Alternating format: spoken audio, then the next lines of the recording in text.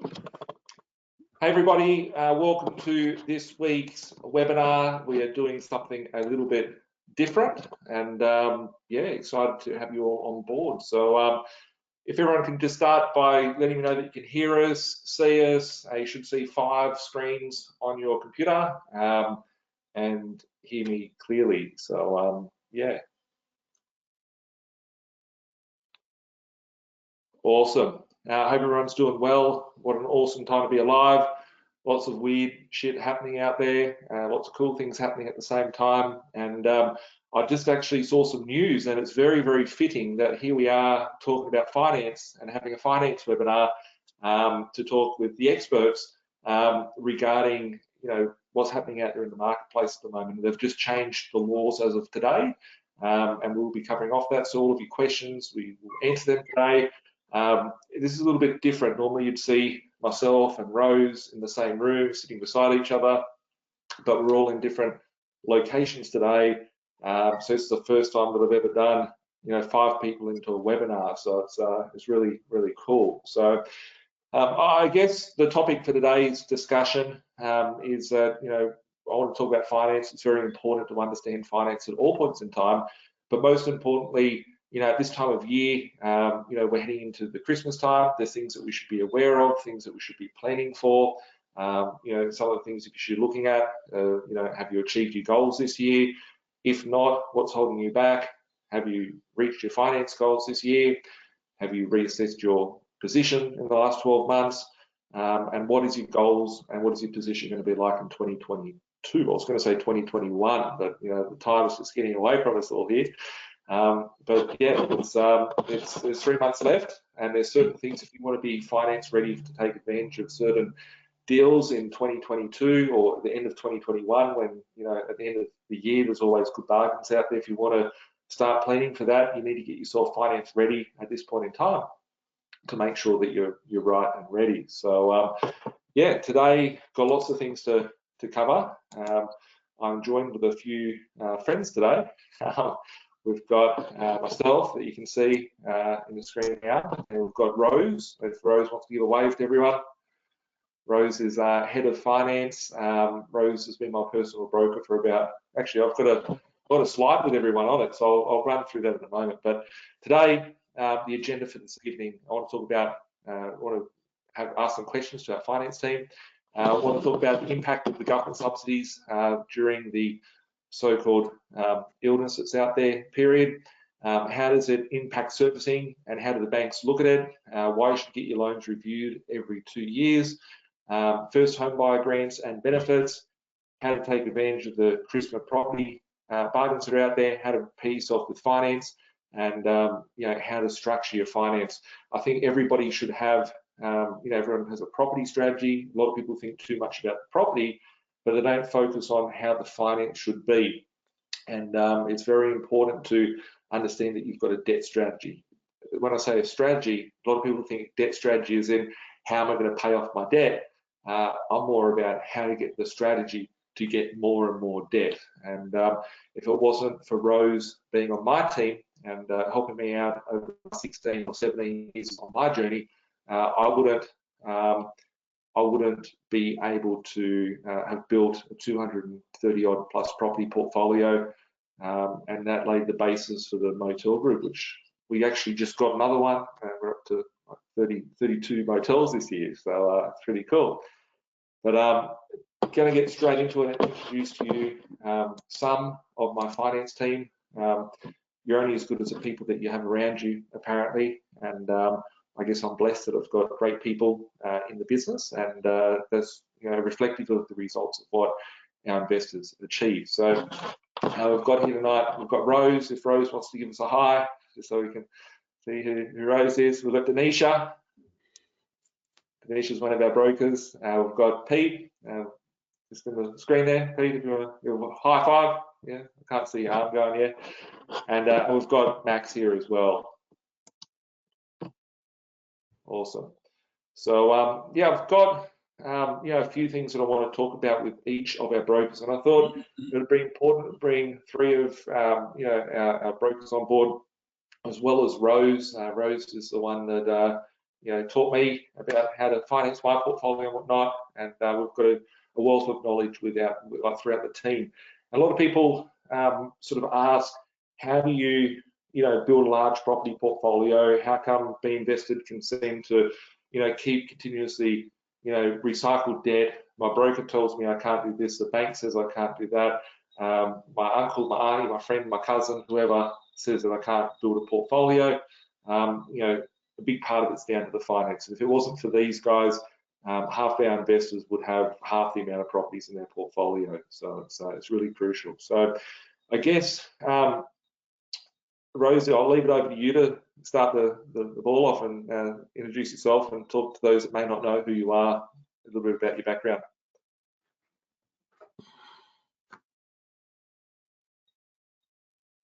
Rose, I think you're muted. Yep, I'm unmuting now. Okay, thank you, Nathan. So guys, I just want to give you a bit of background for Zinger, what we do, what our niche, and how we could help you. So Zinger, we have a team of 12. So we get 4 brokers and the rest are broker support. So every time we deal with a client, you're best looked after by a broker and a broker support. So you'll never be stranded that you have no one to talk to. With Zinger, we do a lot of residential, home loans, investment, commercial, self-managed super fund, law doc, and first home owners grant or first home buyers.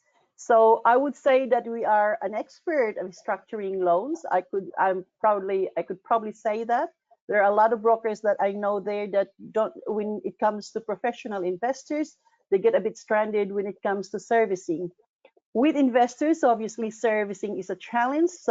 But our brokers, our broker support knows where to place the loan. So that is our niche. We are able to get you a good servicing so that you can continue your journey as a professional investor. Now, in this, we obviously, with Zinger, the good thing about coming to Zinger, we always monitor your property.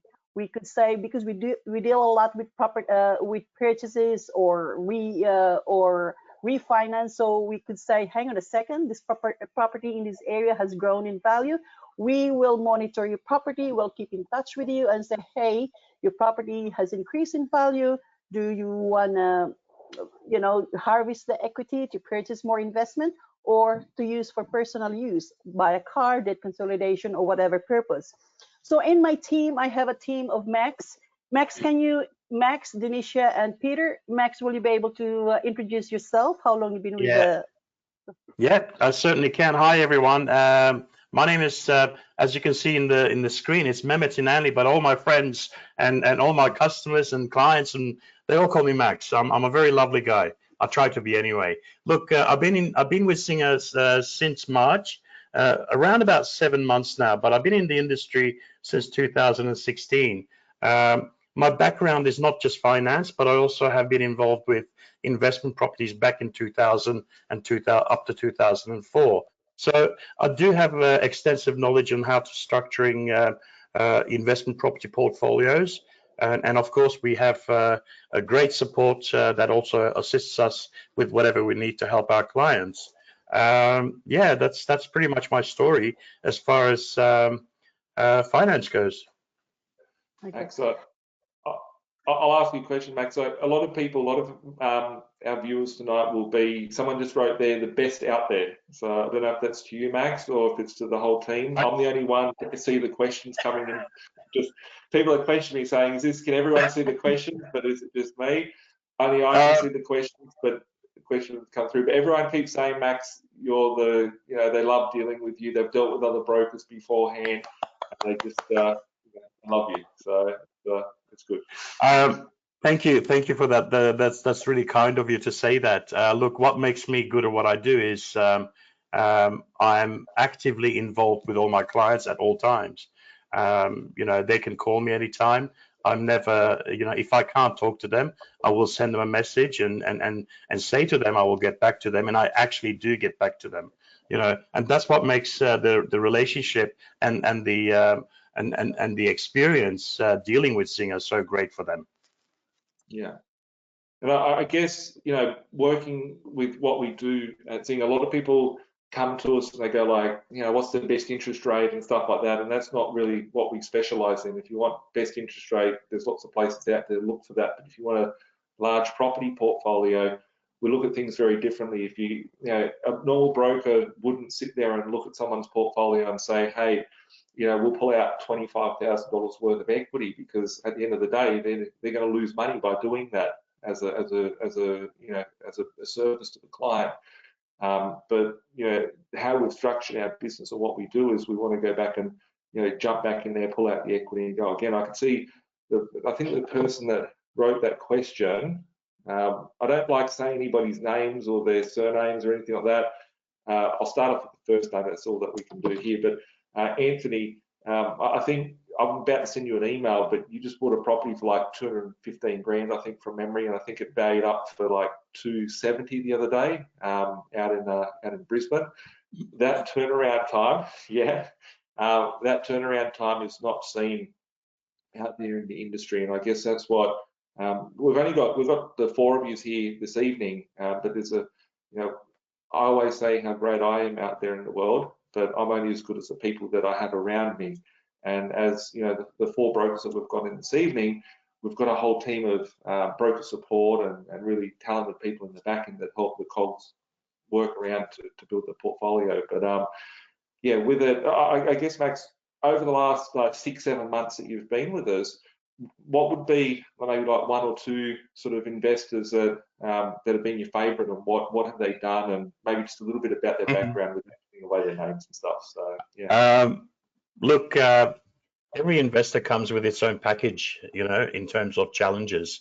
You know, there is obviously, you know, as brokers, most brokers would go, I'd love a good, easy deal. Unfortunately, you know, those kind of deals are very far and few in between. Most of the deals that we get through in the office, they've got their own challenges. They've got their own little structures that we have to work with. And one of the most memorable one for me, which I'm actually still working with, and it was one of my very first loans that was passed on to me, or very first clients that was passed on to me when I first started. Now, this particular client, the challenges that I had to deal with this particular client was not just his financial position, but also he was already an avid investor, and his original bank that he was dealing with turned around and said, no more loans for you. So we had to look outside the square. But one of the bigger challenges was the way he was employed, where he was employed, and what reflected on his pay slips, as well as his property investment portfolio structure, and of course the way he managed it. So there was a lot of story behind him, which for me, to be able to interpret all that, I had to first learn it from the customer myself. I had to first understand what his financial position was to be able to interpret that to the lender, to make it that the lender understands to be able to approve a loan.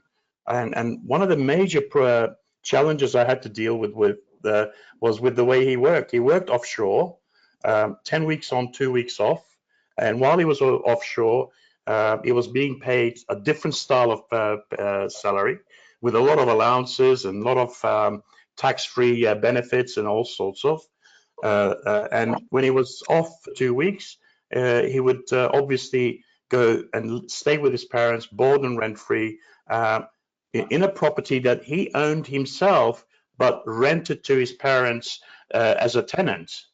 And he was the landlord as well. So his structure not only, or his strategy was not only in his portfolio, but it was in his private life as well. Yeah, so the issue with him was that we had to obviously translate not only his portfolio, but also his employment, his pay structure, the way he ran his properties, and so forth. So the moral of this particular story for me, it was always, it doesn't matter what the structure of a customer is. It doesn't matter how many properties they have. He came to us with about 10 properties. In 7 months, he's already on his 16, I believe, or 15. And I'm also doing another refinance to release more equity for him so he can purchase another property, which we've already got a pre-approval for. So that was my first story that I would have liked, wanted to talk about.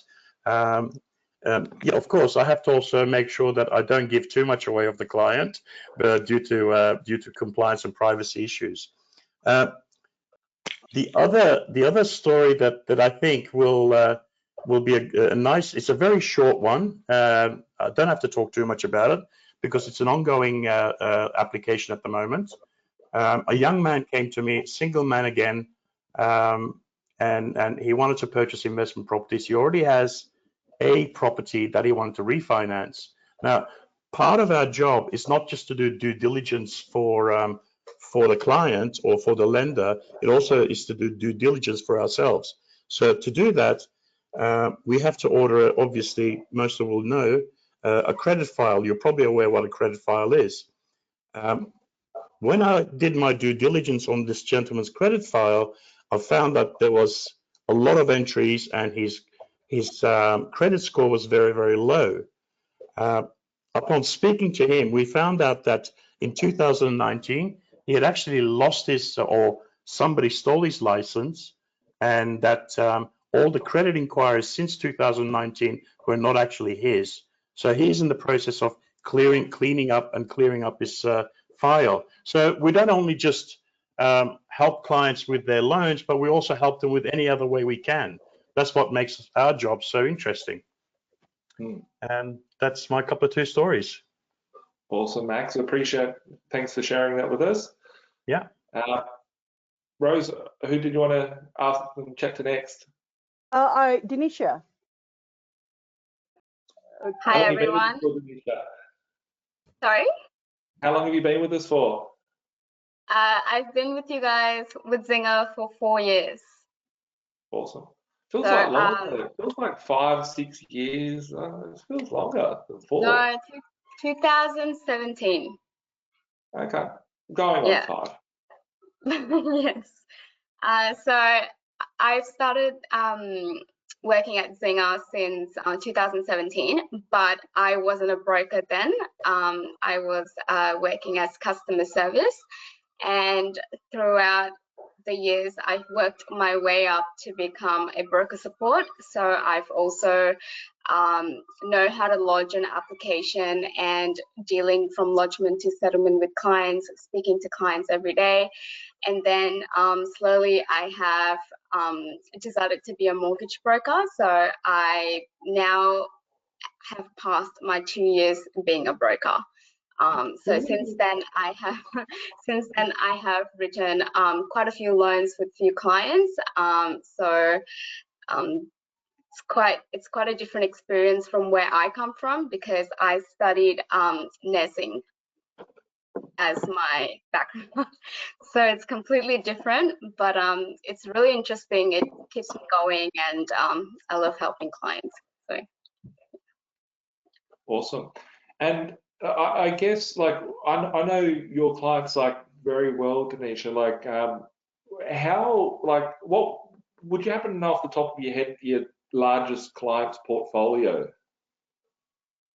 Yes. How many properties would that person have? At the moment, 15. I've just seen someone here wrote, "Go Denisha, I love her patience and professionalism." And that person you're working on a big block of villas for at the moment, that was an issue, do you remember? Yes, I think the total count, maybe they'll type in here, I think their total set of doors that they've got, this was an investor of ours that just started late last year, but I think they're probably up to about 26, I just got 26. Since about the 22nd of December last year, it's got up to 26 properties, which you have financed and made happen. So I know you've got lots of large portfolios in double digits and whatnot. And one of your mates just texted me beforehand and has come onto this chat, Tim. I'll just leave the first name, Tim, and said, "Denisha is the best, always puts in every effort for her clients, legend." So I know that there's another large portfolio like that. Thank you. Thank you. Now that I've given you a couple of people here, who would be who would be, I guess, maybe two clients, one which would come in with like an issue that you've had to overcome, like whether it be servicing or a situation, and I guess, yeah, like some just share with me some stories that you think are cool that touch you. So I do have two in mind, but the person that you said, he was one of them that I had to overcome. If he was watching, I think he knows the stressful moments and everything that we had to go through, but unfortunately it wasn't his story. So one of my client, now everyone, as what Max said, everyone has a different finance position, different situation they're going through and everything. So this particular client is a single parent and has 2 kids. So he wanted to start from scratch and start investing, and he couldn't because he had very minimal savings and only has one property which he's living in. But unfortunately, he didn't buy the property through us, so we had to try to refinance, but you know, valuation doesn't stack up, and it wasn't working, and it was months and months of work actually, because we had to wait for the valuation or to the market, you know, rises up. But unfortunately that property was no go for the client to release any equity. He also had a couple of debts, so servicing wasn't good enough to borrow any loans or anything, so we ended up going 90%. Finally, one of the banks actually came up a little bit higher, and we ended up going 90%, and we were able to release equity. Now, we also used the equity to close one of his debt to make sure that his servicing increases, and he ended up buying one property, and ever since he kept releasing equity and kept buying properties. He also had a major deductions on his income, which we had to consider on stopping if he wants to proceed. So it was months and months of work, and he's on his way on getting his 5th property. And he is beyond happy. He thought that he could never get his 2nd property, his investment. He's a very nice guy, always believed in me, and those type of clients where I really want to put my heart on and effort to get their properties. So that was one client. It sounded really short, but trust me, like the process of going through, like trying to find the banks, trying to find the clients, you know, whether they are eligible for that particular bank, it's quite a lot of process. So at the end of the day, he's very happy, and yeah, he's on his 5th now. So that's one client. Now the second client is a little bit opposite. So this client, they're married, but they have 4 kids. Unfortunately, before they came to me, they were in a lot of debt and they couldn't borrow anymore. No one could help them.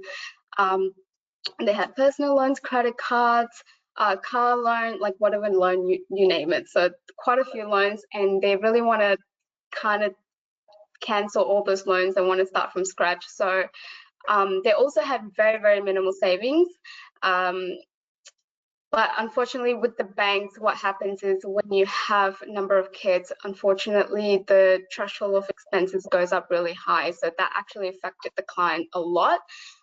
So what happened is that they have a principal place, which I also released equity. Some of the clients call me Queen of Equity because that's all I literally do, and then I give it to you, Nathan, and then you just give them properties.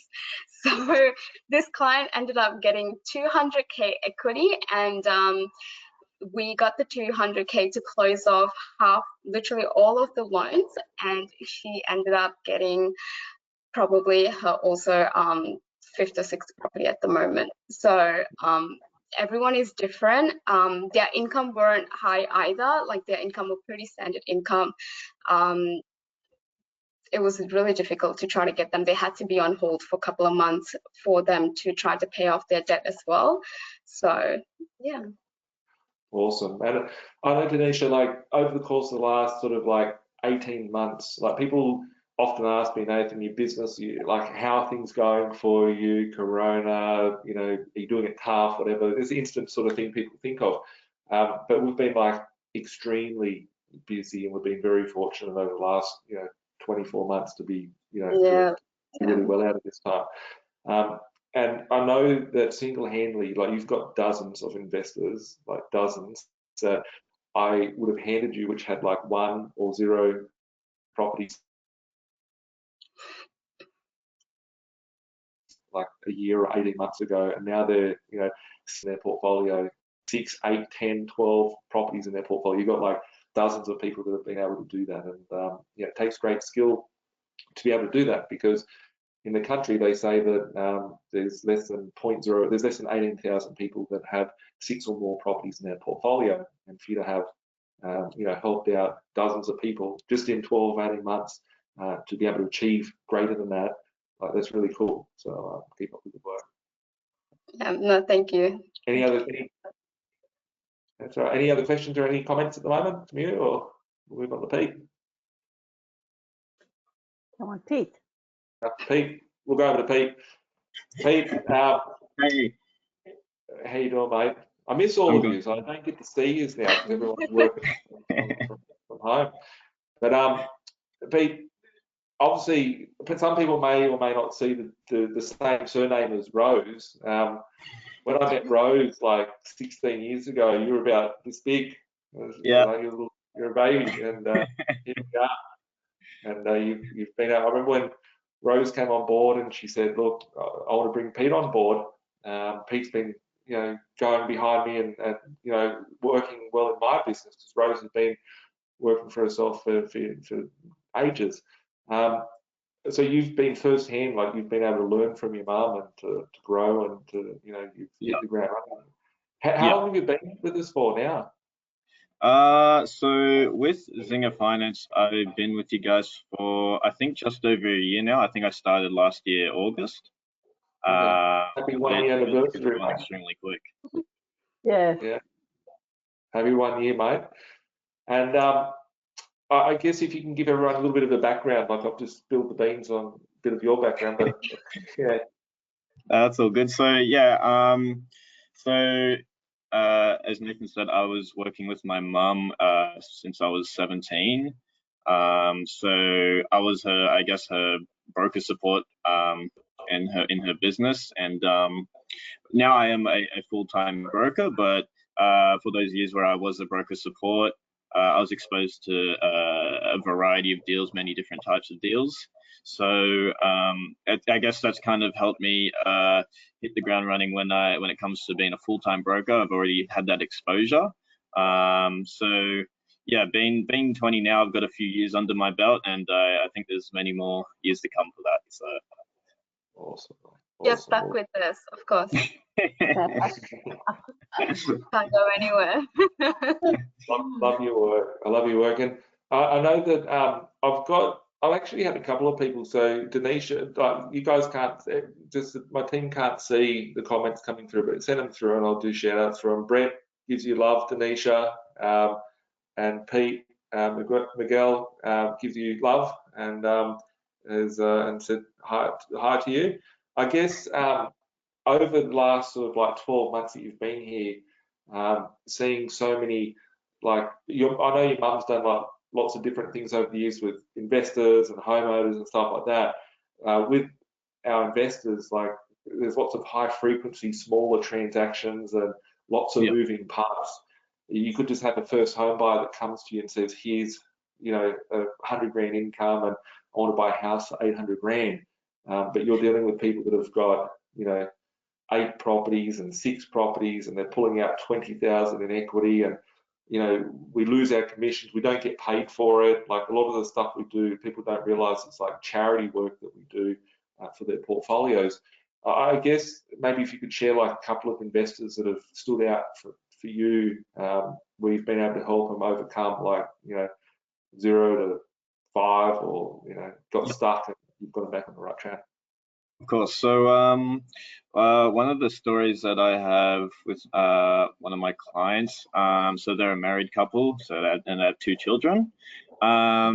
when they came to us, they only had their house in their portfolio, and they wanted to begin their investment journey. So they came to us, they had cash, but cash wouldn't have been enough to, expand your portfolio.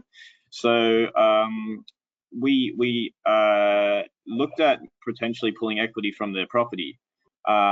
And so what we did was we refinanced their property to pull just enough to complete the first few purchases. So I think we pulled around 200 to 250.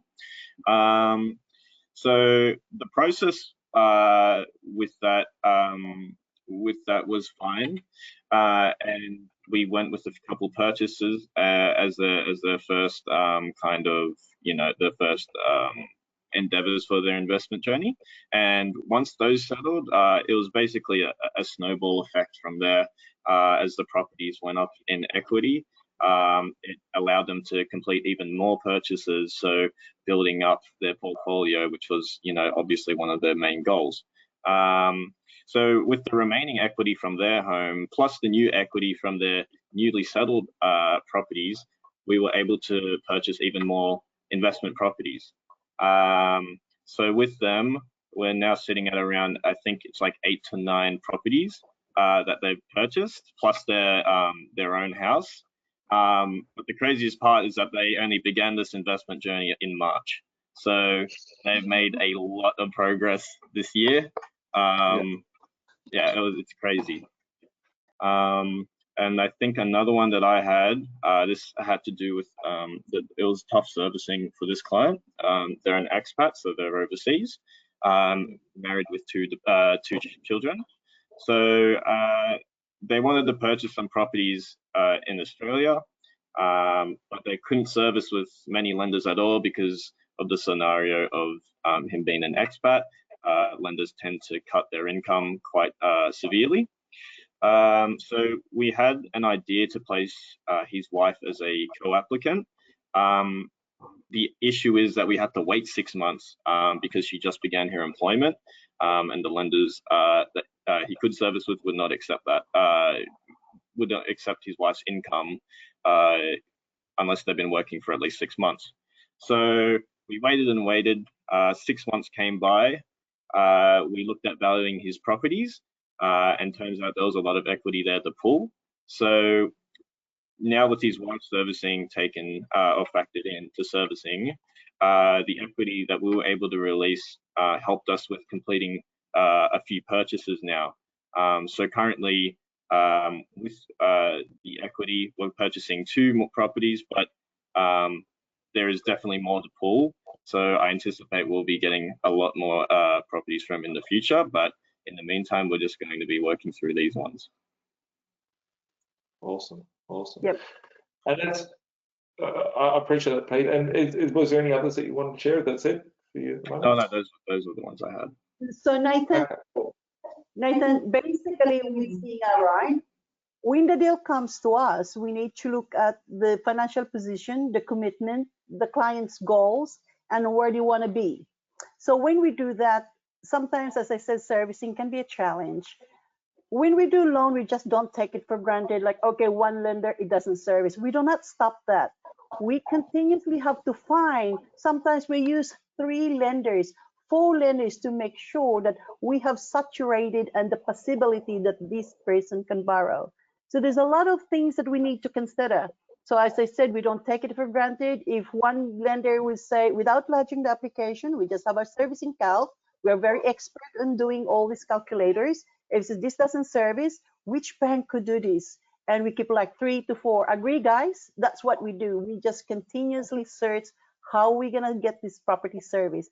That's one of the things that we need to consider. But other than that, we need to pull equity. Where can we get this valuation done? So we need 2 consideration, main consideration, where it's serviced, that's where we're gonna pull the equity. There's no point of having that big equity and if you don't service. So these 2 goes hand in hand. So it's a lot of work before we can ever lodge the application. So yeah. I'm just saying with our team, every day, every morning. I keep coaching every morning. We do a lot of education every day. So we're not crusty. I keep saying to my team, hey, there's a good news. CBA says like when you're a couple for him, you can, if only one applicant, we can just get the share of that applicant for him. So there's always an update that we make sure we are abreast with all the updates. So these things we need every morning. That's our first thing we need to do. What is it that what's new in the broking industry? So we with Zinger, we're very updated with what's the latest update from the bank. And other than that, right, we also have some scenarios like, okay, client has just lost the job in the middle of application. So how do you manage that? How do you tell the client? So we said, okay, we hold application until, because responsible lending, we couldn't do that. So we've done all this work, but at the same token, we're not gonna make the client, left like not being able to continue his journey or her journey. So we put that on hold, and we call the clients later on. How do you go with? Do you have your new job now? So these sort of things, we go extra mile to serve our clients. We're just not like, hey, we're finished with you, you can't service, that's it, we move to another client. It's nothing like that. We, with all our hearts, we do the best for the client. So that's why I'm so proud of our team. You look at Peter, Denisha, Max, and the broker support. Our broker support, they just don't collect documents and send it to the bank. They too knows the policy of the lenders. They're just as educated or being coached same as the brokers. So you're best assured that every time we launch the application, there's a broker support. They're almost as good as the broker. I can tell you now, right, guys? We are so reliant with our broker support. So Zinger are very well updated, knows what's out there, and we always communicate with each other, and to ensure that if the client doesn't service, there's 6 of us, there's 4 brokers gonna go, hey, hang on a second, I got this client, I have difficulties in servicing. So we have to workshop. 4 brokers and a team of broker support can workshop with that deal. The deal could be a very low deal, but it doesn't matter. We need to make sure that we're able to provide service for these, and we always workshop. So if we say like cannot be done, we've saturated everything. Yeah. So that's how we operate with Zinger. And I guess that everybody's position is different. It's not just like, I know from when I do map sessions on a daily basis and I'm seeing people's portfolios, sometimes when I'm speaking to people, they've already been to you guys. Sometimes when I'm speaking to them, you haven't seen them yet. And even I've got to sit there and work out, how would this stack, how does the strategy fit around the finance? Without being able to fund the deals, you can't, be able to, build that portfolio. And sometimes people get stuck. You might be stuck at 1 or 2 and go, how can I get to 10 if I can't even get past 2? But it might take 6 months or 12 months to be able to refine, the position and make you look good for the bank. I always make the joke to people when I'm talking to them that it's, people are sitting in jail right now because they're trying to walk into the bank and they go, give me all your money, right? And, the reality of it is that the bank is there to want to give you their money. You need to, ask nicely. You need to be able to say, hey, bank, I want to give you money. I want you to give me money for my investments. I want you to give me money for my house.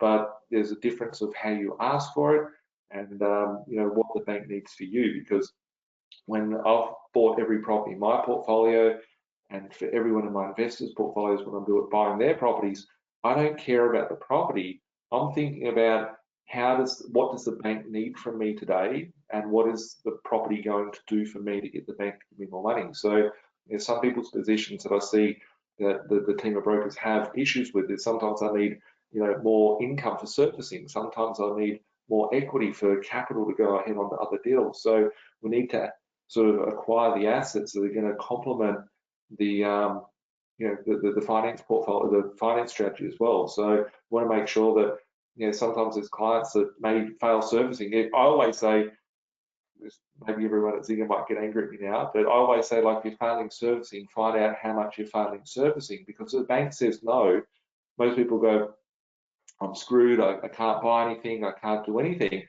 But if you find out why you can't service with the bank, then you can go back and fix it. It might mean that you just don't service. We had an investor the other day, and it's one of Denisha and Rose's clients. It's a sophisticated investor with a few properties in their portfolio, and they're at a point where they can't service. They may need to cancel the credit card. If they cancel the credit card, then they don't service still, but they've got cash, so they might be able to buy a property, and then with that property, be able to increase the servicing by $100,000, be able to pull out more equity and get them back on the bandwagon after like 3 transactions. But they're very, very delicate situations to be able to, we have to manage. So, coming to Zinger going, hey, get me a home loan. Anyone can go get you a home loan. I encourage people to go and get home loans wherever you want. But if you want to do cool stuff, no one has the skills that that Zinger do to be able to pull off those transactions. Because they look at your position and go, what does the bank want? Most people are going to the bank and go, give me all your money, I want it, right? And it's it's not, you're not making yourself attractive to the bank. The bank isn't going to give you money because you look like crap.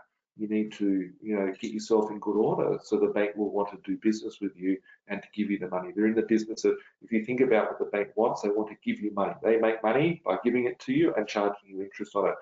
So make yourself look pretty for the bank and be able to, get them to want to do business with you. And I think that's, the guidance and support that the team give.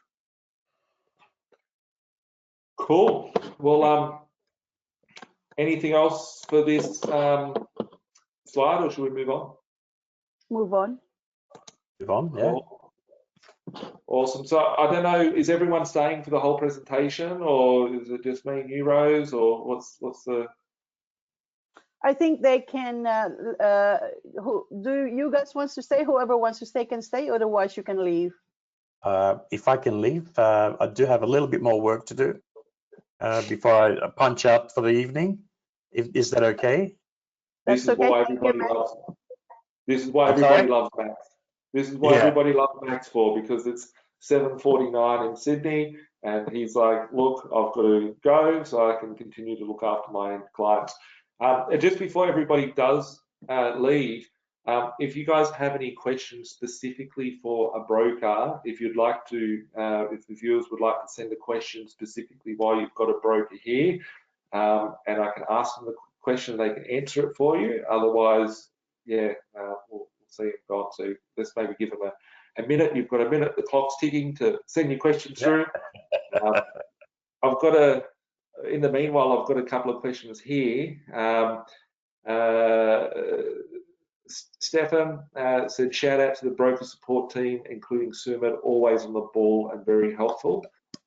Very true, very true, very true. That is very true. We love Sumit. Yeah, this is like, I love telling everybody about these cool portfolios that we build, but without the team of brokers, you can't get the funding. But without the support, you need a good team. Doesn't matter if it's your finance team, your property management team. Doesn't matter whether it's your legal team, your accounting team. If your accounting team isn't on the same page as your finance team, they might declare, oh, you do a great job this year. You've got $20,000 income. You don't have to pay any tax. So then suddenly you come to Zinger, and Zinger will say, you're shit out of luck. I'll see you in 2023 because you've just screwed up any opportunity to buy any property. So, I can see everybody laughing, but it's the truth. I've got another question here. I've got a question here from Luke. Is it better to get a reval at 90% or one done at 80% because they generally want to visit the property if it's 90%? So I don't know if Zinger want to answer that, and I've got an answer for it, but if you guys want to answer that one. Okay, can I get it? Can I answer? Yeah. Is it better to reval the property at 90% or at 80% because they generally want to visit the property if it's 90%? Okay, I have one important thing is that when the loan was lodged, we need to ascertain, was it an 80% LVR or 90% LVR at the time? If, for example, we borrowed 90% for that property at that point, and we gonna has increased in value, and we're gonna harvest the equity, I would leave to go for 90% because the client already paid part of the LMI.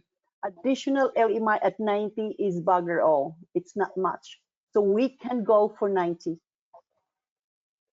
I guess my answer to, sorry, Rose, were you going again? So if it's going to be revalue for 80, obviously you wanna purchase more. If you wanna 100% equity, it depends how much equity do you need, right? Now Yeah. 80, obviously it frees you from paying LMI, but what is your goal? You want to purchase this property. It could be like 85% LVR. So we need to ascertain what would be the mortgage insurance. Yeah. So that's, I don't know if it answers your question, but that's where we take a consideration if we go 80 or 90 or revalue at 80%. I guess my view on mortgage insurance, and would probably have like less than maybe 3 or 4% of our people would have over 80% lens in their portfolio, because we want to keep the risk very low across the whole book. It'd be very minimal. But when you buy a property, if you go into the bank, the difference between using mortgage insurance or not, you can get a smaller deposit in, but then you're adding yourself with more flags to the bank. When you go to the bank, you could go to the bank today and say, hey, can I get a loan? And the bank says, cool, we'll approve your loan. But at the same time, you say, I want to go 90% LMI, then they're bringing a third party in. So you've got a third person at the table to approve your deal. And they'll say, hang on a second, we don't like that you have, the way that your finance is structured. We don't like your Uber Eats. We don't like whatever. They'll be very scrutinizing on it. But then they might say, we don't like your property. You must do a full valuation, all these different types of things. To be able to move quickly, I've found that it's better to have 2 people in the deal rather than having 3 people in the deal, because then it becomes more complex, and your finance being able to hamstring. A lot of people think it's easy because you can put a smaller deposit down and buy a secondary property, but it generally gets you stuck. And on the note of that, Max has got a new client of his that messaged me last night and said that you're able to get like 35 grand of equity out. The difference between Zinger and a different broker that's dealing. This investor got a dog shit loan sold to him about 3 months ago for a property. I'm going to call them a scammer because I don't like what they did from that aspect. But they just went to this broker. They got their loan and put it at 90%. Very lazy. Just pushed up the LVR, made them pay mortgage insurance of like $20,000 or something, and they are stuck, and they had to pay all this premium for being able to get stuck, and the position's very ugly. Max just spent a little bit of time, and maybe I think it's been about 4 weeks since I had a map session with them. They've structured their position good, and the client actually said that they had an uncomfortable feeling like they were dealing. I said there's a guy that sounded like a dickhead or whatever, and the investor said he felt like a car salesperson selling me finance. It was lazy. And so this client has been stuck with his mortgage insurance. Max has been able to get the deal positioned right to the right bank and been able to get a valuation done on the property, which has come up greater. That's been able to pull out the equity at an 80% loan, which is important. And that's, this client shouldn't have paid the $20,000 in mortgage insurance 3 months ago. That's just lost it basically because the broker's been lazy and probably been dodgy. And one other thing to say out there, the banks will generally put like a fixed interest rate of 2 years, which is very attractive and cheap. But a lot of brokers will try and trap you by fixing that interest rate. Some instances, fixing interest rate might be better for the application, but for most people, the broker's just trying to trap them into that loan to keep them for 2 years, so then they don't lose their commissions. And this broker had tried doing it to that client, and instantly the first question I asked after they told me the situation, I was like, did they try and fix the interest rate for 2 years? And it was like, how did you know? And it was like as if I was reading their mind, and I was there at the table. I was like, because I know the tricks of you. And it's. I think as a business, we've been over the years, we've lost lots and lots of revenue to the business of what we've done because we've structured people's debt correctly, instead of getting them stuck in these complex, crappy sort of situations. Luke asked me, do desktop valuations come back higher than physical site valuations? What have you seen works best? I'm just going to answer that one to start off with. It depends on the valuation, depends on the bank. Sometimes desktops work better, sometimes full valuations are better, and sometimes drive-by valuations are better. But unfortunately, things. I wish that as a business we could choose which bank with which valuations and all that sort of stuff, but we're really at the mercy of the bank as to what lender they will send out, which valuation model, and we have never had any control over that. But we've seen quite, in some instances, a desktop valuation work good, and in some instances, a full valuation work better. So it just depends on the property, and I guess that's where Denisha's got something to say. Yeah. It depends on the property as well. So if you have a property that you've bought a couple of years ago and you're looking to revalue, but if you think that the desktop valuation doesn't do the justice, then sometimes the client has done renovation on the property as well.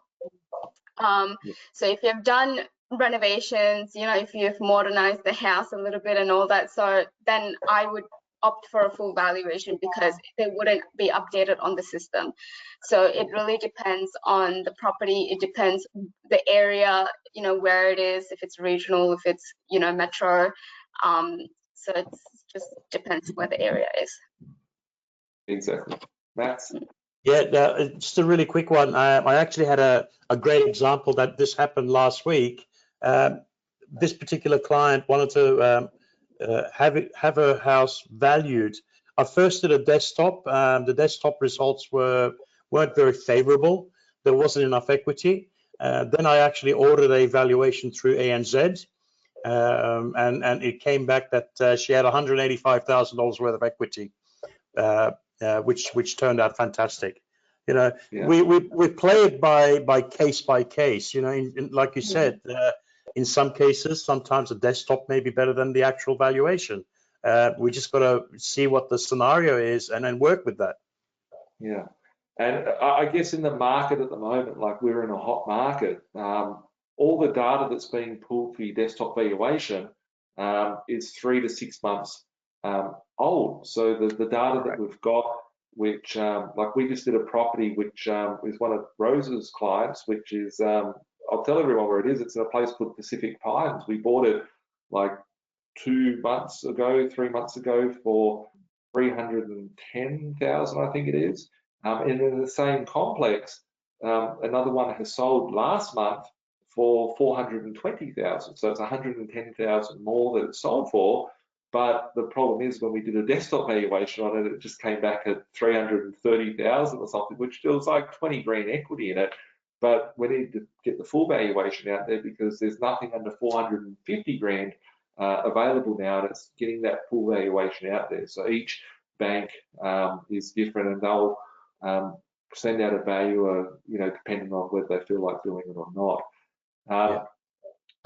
I've got a lot of people in here, so I've got some names here of people that are giving love to you all. So Jono said, good to see you, Max. Thanks for all your help. Anthony said, big thank you to the whole Zinger team. Thank you for your excellent work. Then there was Erkin that said, got my third property today. That's right. Max, Stuart and Stephen, much love. It's really cool seeing, you guys kick ass and reach your goals, because, without, the money, you guys couldn't have been able to build those portfolios.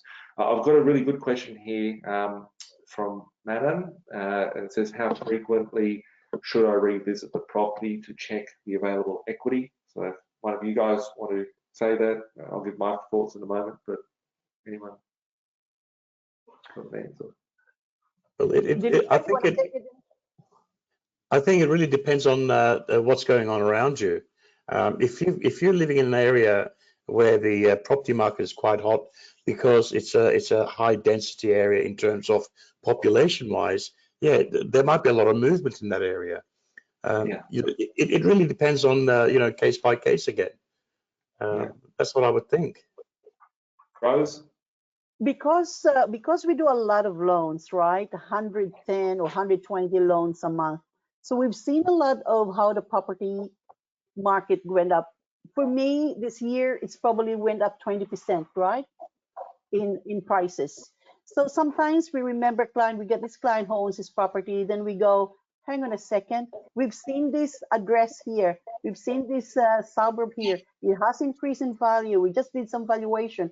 Maybe this is worth doing a val for this property. So with Zinger, we monitored our client's property.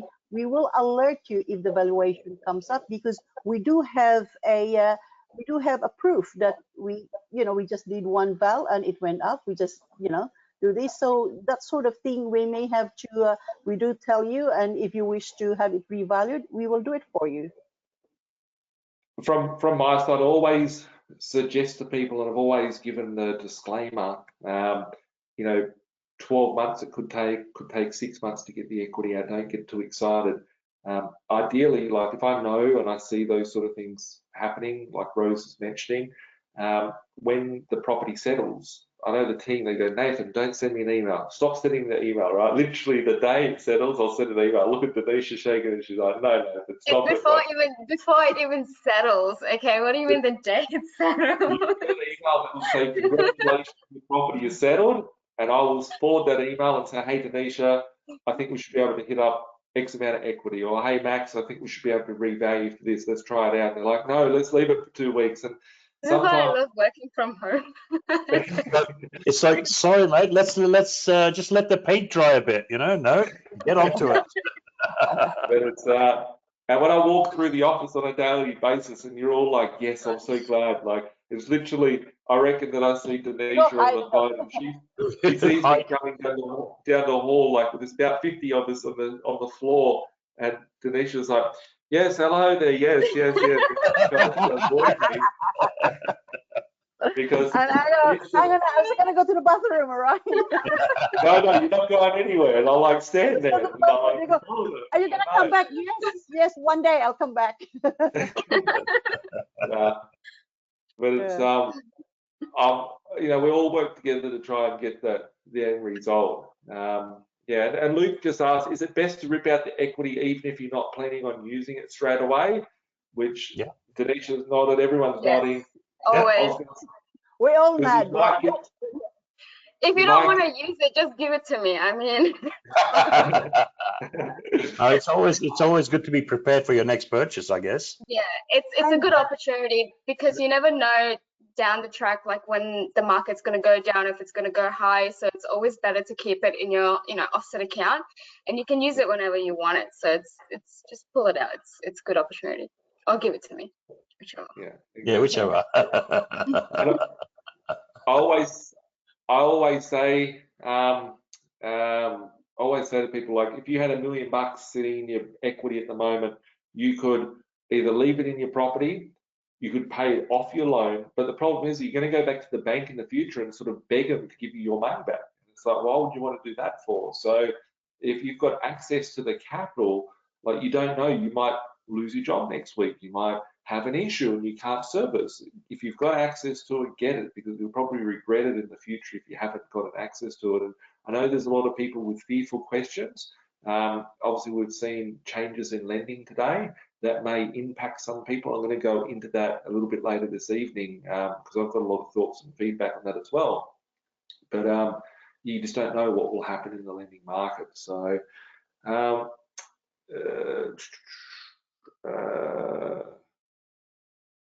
sounds, what about if you have the lots of equity but no job? Good question, Maria. We'll talk about that offline. Personally, we've got, hopefully we'll settle 2 properties in 2 days next week. So we've got people that are doing 2 properties in 2 days, 2 properties in a day. There's lots of people out there. There was another one here. Samuel said, good to see the face of the voice, Denisha. It's been fantastic working with you. Thank you. Up to everyone here. Lots of questions about what's changing in the market. A lot of people that are got questions about the new Premier. How will it affect New South Wales? That's a question for later. I'll answer that. but lots of people asking questions about the new lending laws that are going to come in. So we'll get onto that shortly with Rose. But I know Max wants to. The thing about this, who's your broker that wants to sit there and go, oh, can I get offline and go and do some more loans for my investors? So like we've got Max in that wants to go. So And I then think I have to go too, sorry. yeah, I have we'll work to do as well. I have a lot we'll of leave. clients chasing me, so whoever's watching, Yeah. I'm so sorry, but I'll come back to each and every one of you. Same here. Same here. Well, I'll leave it with Denisha, Max, and Pete. If you guys want to leave in a moment, and I'll stay on with Rose and get into some other cool stuff this evening. So Awesome. Thanks for thank you, sharing guys. this Thank you great so time much. with us. Thank you. that's right. Thank you so much, Nathan and Rose and everyone. Thank you. Thanks, Thank you, thanks guys. everyone. Yes. Like Talk to Thank you you. tomorrow. I Bye. appreciate you tuning in and also working through the difficult time. Like as we can see, like lots of people are in lockdown at the moment. Half the country's in lockdown. Not only is our brokers working from home, but then the back end of the bank is working from home as well. So we don't just have, you know, the Correct. difficulty of communication, paperwork, you know, with each of the staff and all that, but you've got ANZ, CBA, Westpac, all of them are working from home as well. Then we've also got the other aspect of it is half the banks have offshored into, you know, the Philippines Bangalore and India. India, The Philippines. yeah. And then instantly, like when lockdown first happened last year, it was like the phone had just been hung off it was like they just knocked off the line and there was no one available, and days at the bank took like 60 days and stuff like that. Some of the banks are still at like 27, 35 days. So 3 months, yeah, for an application with one of the banks. Yes, Yes. quite long. 44 crazy. days. so That was crazy. Absolutely that's, crazy. And it's that's going there.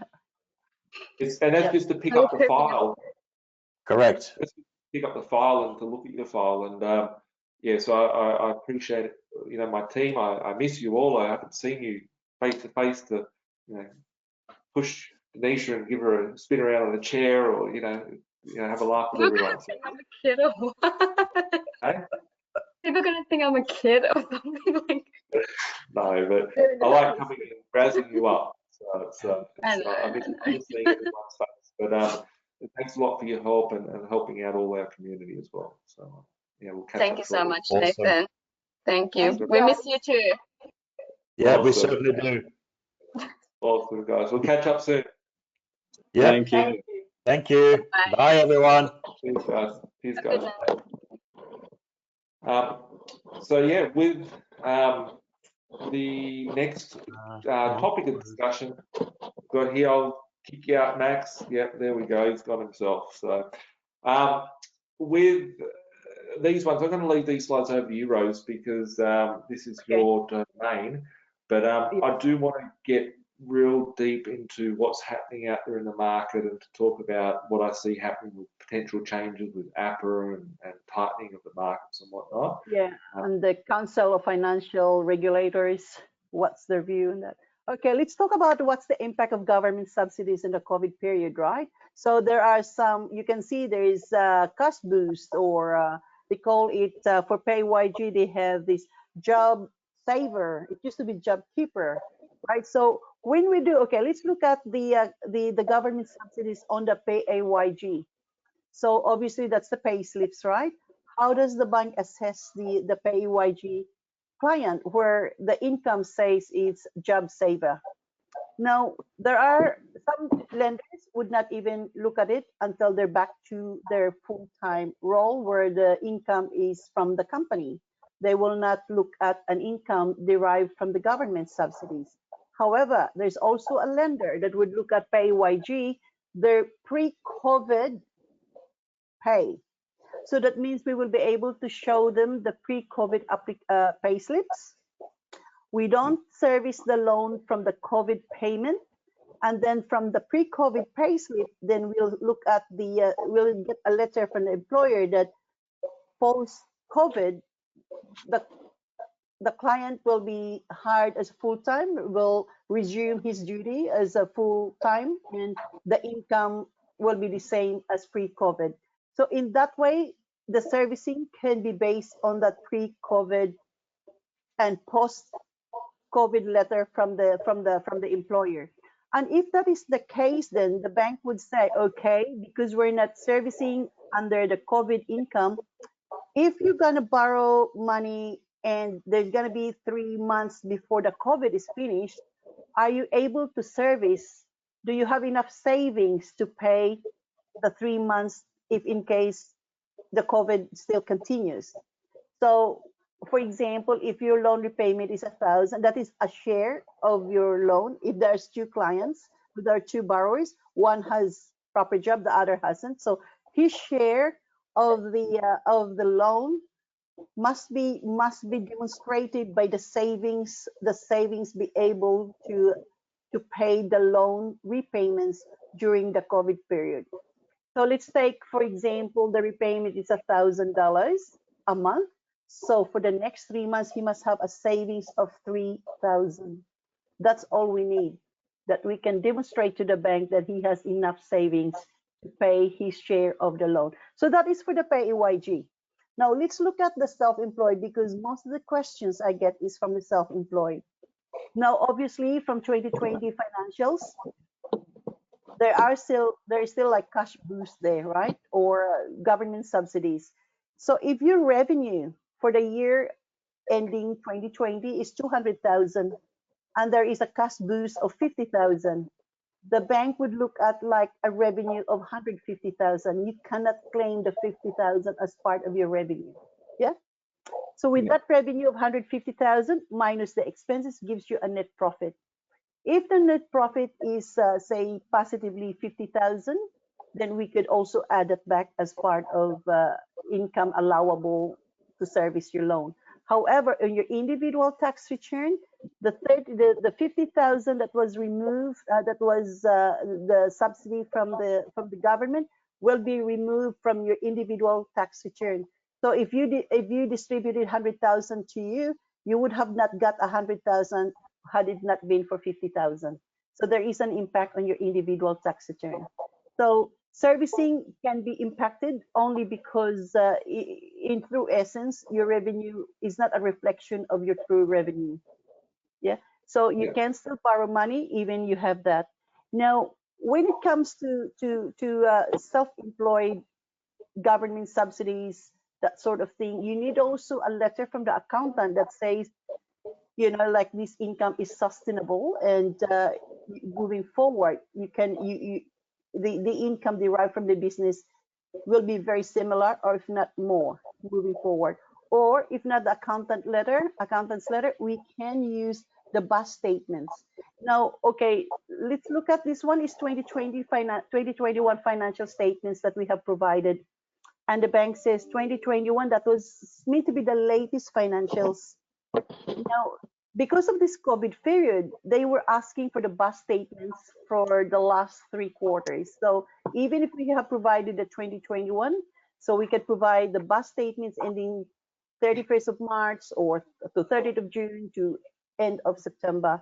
We need to be able to provide that. They just want to see that the income is sustainable. That is in lieu of accountant's letter. Yeah.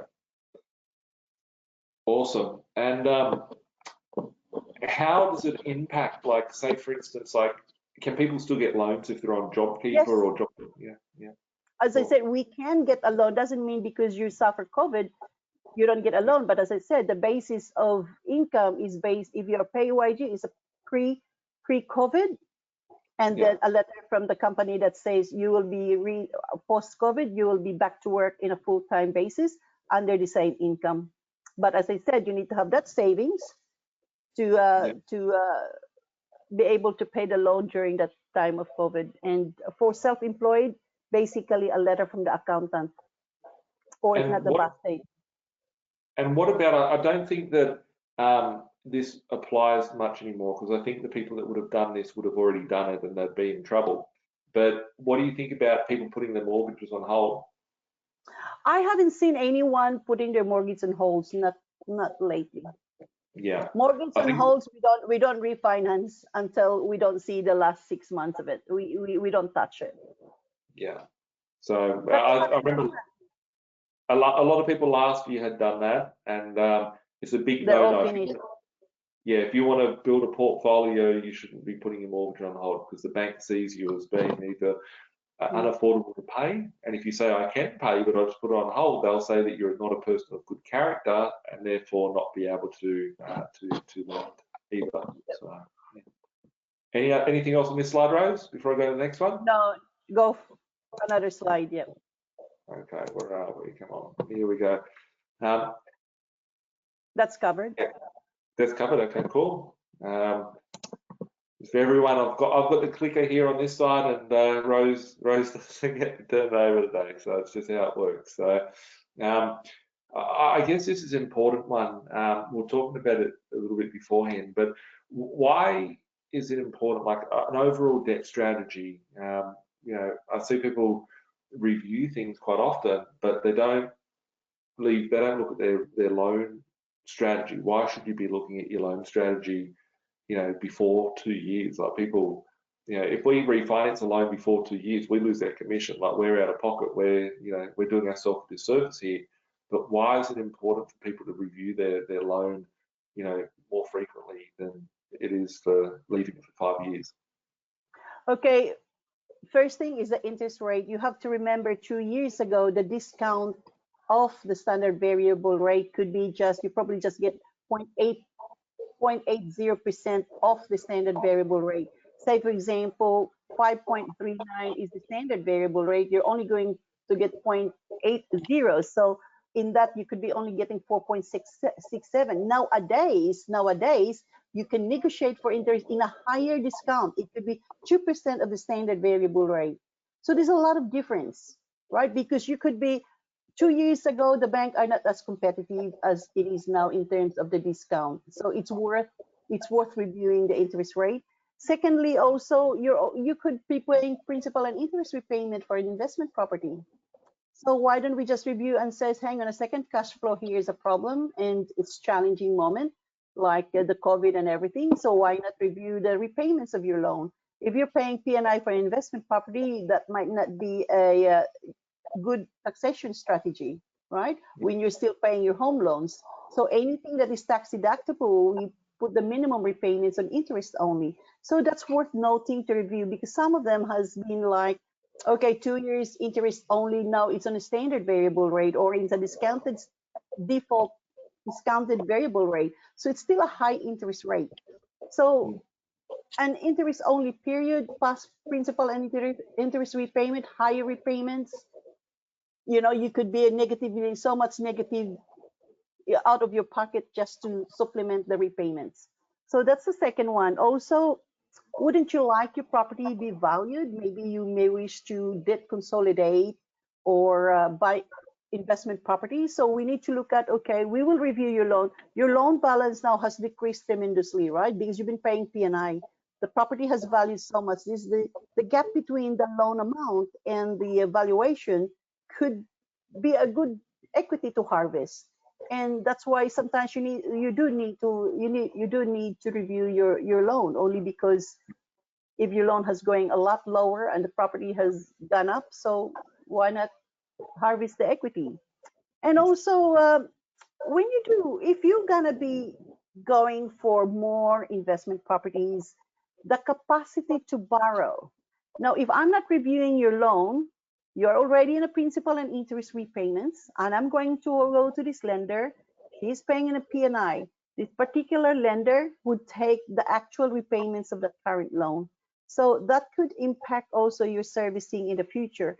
So capacity to borrow more is also can be derived from reviewing your loan. So we would suggest like, okay, you pay interest only repayments, and also if you don't look at it, you have to remember if you borrow more investment property, the loan is amortized for 30 years, right?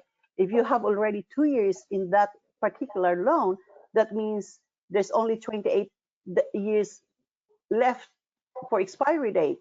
Now, if I'm going to review that loan and restart that loan, even in the same bank, I'll restructure it, I'll start again for 30 years. So that means your repayments is spread through 30-year period, not just the remaining expiry dates.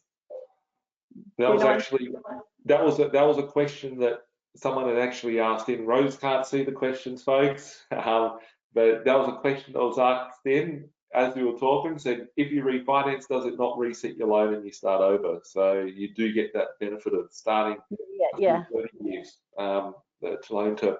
But I think most importantly, you hit the nail on the head, Rose. Like, you know, if you've got equity there, like, you can, if you want to save 200 grand to go buy deposits and buy a property, if you want to save 50 grand to go and buy a property, how long would it take you to save up that 50 grand?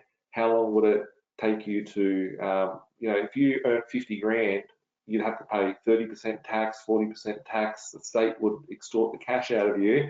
Whereas if you go to the loan, you can go and refinance it and pay 2, 3, 4% interest rate, which is below inflation, below, you know, lots of different aspects of it, and below tax. You'd have to pay that interest rate for the next 10, 15 years to even catch up to the amount that you would have paid in tax just to acquire that money. But then that 50 grand in 10 years time or 15 years time will buy you nothing. So yeah, the debt sort of gets eaten away by inflation as well.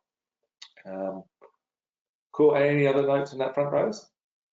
No, that's the main reasons. Yeah. So if you haven't had a strategy to look at your debt, there was actually something yesterday. My position's very different to everyone else's, so don't do what I'm doing and think, oh, Nathan's doing this or doing that, I better go do what he's doing. But we know that, you know, my position, I don't meet the bank's criteria anymore. Like, I've sort of broken the bank's mold. They don't lend to people that have got certain amount of debt and all that. So a lot of my old, in your case, you are considered as a commercial lender, a commercial borrower, commercial applicant, yeah. And looking at my loans, a lot of them are old, and I was looking at some of them that are just sitting there that are with the big fours that I can't service necessarily with the big fours. So some of my loans are actually sitting at 5%, and I never even realized it until like 2 days ago. I saw one that clicked with CBA and it gave a little alert, and I went and looked at all my big four loans, and they were very high interest rates that were there, and it's like, hang on a second. So for me, my strategy would be different than everyone else, which would be just refinance it and get a 3% loan or a 2.5%. But I'm annoyed at the fact that I can't go and do that. So the only option I have is, for me, is to fix it just for a year, because it's much cheaper, and I'll reassess it in a year because I don't see myself refinancing those loans. But you need to be reviewing your portfolio. I know that Rose last year restructured one of our investors that's got like 15, 16 properties. He saved $50,000 a year. He refinanced, you know, the house and land that he was building. When APRA came in last time, he didn't service, so he had like 3 of his loans with crappy banks. He had loans at like 5% with the big four that he hadn't refinanced over. And Rose was able to restructure that debt and save this investor 50 grand a year. Well, that's $1,000 a week. You don't sit there and look at your portfolio. You need to constantly look at, how can I review it? How can I restructure it? If you're in the accumulation phase of your portfolio, it doesn't really matter, because you want to be going in, pulling out the equity, buying the next one, pulling out the equity, buying the next one. And, you know, you might only keep a loan for 12 months or 6 months or 18 months or whatever. But once you've got the foundation portfolio built, that's when you want to go, okay, well, let's, you know, restructure this debt and then move on to the next phase of our portfolio. And that's where this guy was able to, yeah, restructure his debt and save himself 50 grand a year, which is really cool. So that's one of Rose's wins, but she never mentioned it. So yeah. There's so many of them now. I thought she was being all humble there, and she went with the hair flick and goes, yeah, there's so many of them. But you're right, you are right. So many. With the next question, Rose, like first homeowners, I don't think we have that many that, you know, it's actually surprising. Like, probably half of our investors are first home buyers, but they're not buying their house to live in. They're buying 10 investment properties instead of one shitbox that they're going to be tied to for a mortgage for the next 20 years or 30 years, paying $1 million debt with their income. Instead, they've got 10 properties that you've got 10 tenants in that are paying those mortgages for them. But you know, I guess I can see people here that are watching, that have children that are getting into the market. We've got our investors that might have, you know, 15 properties or whatever, and they want to help out their son or daughter to get into the market. They've got lots of questions around this. Maybe if you give us a bit of a background, Rose, on how you can see first homeowners benefiting from a Okay, finance I'll structure. just gonna touch just a brief one with first home buyers. You have 3 lots of government subsidies or government benefits extended to first home buyer. We have one that is for newly constructed property with exceeding if the purchase price or the value or the including the construction is no more than 750,000, you're entitled to a 10,000 rebate. And you also the same, that's for off the plan, and the same case if you build a house.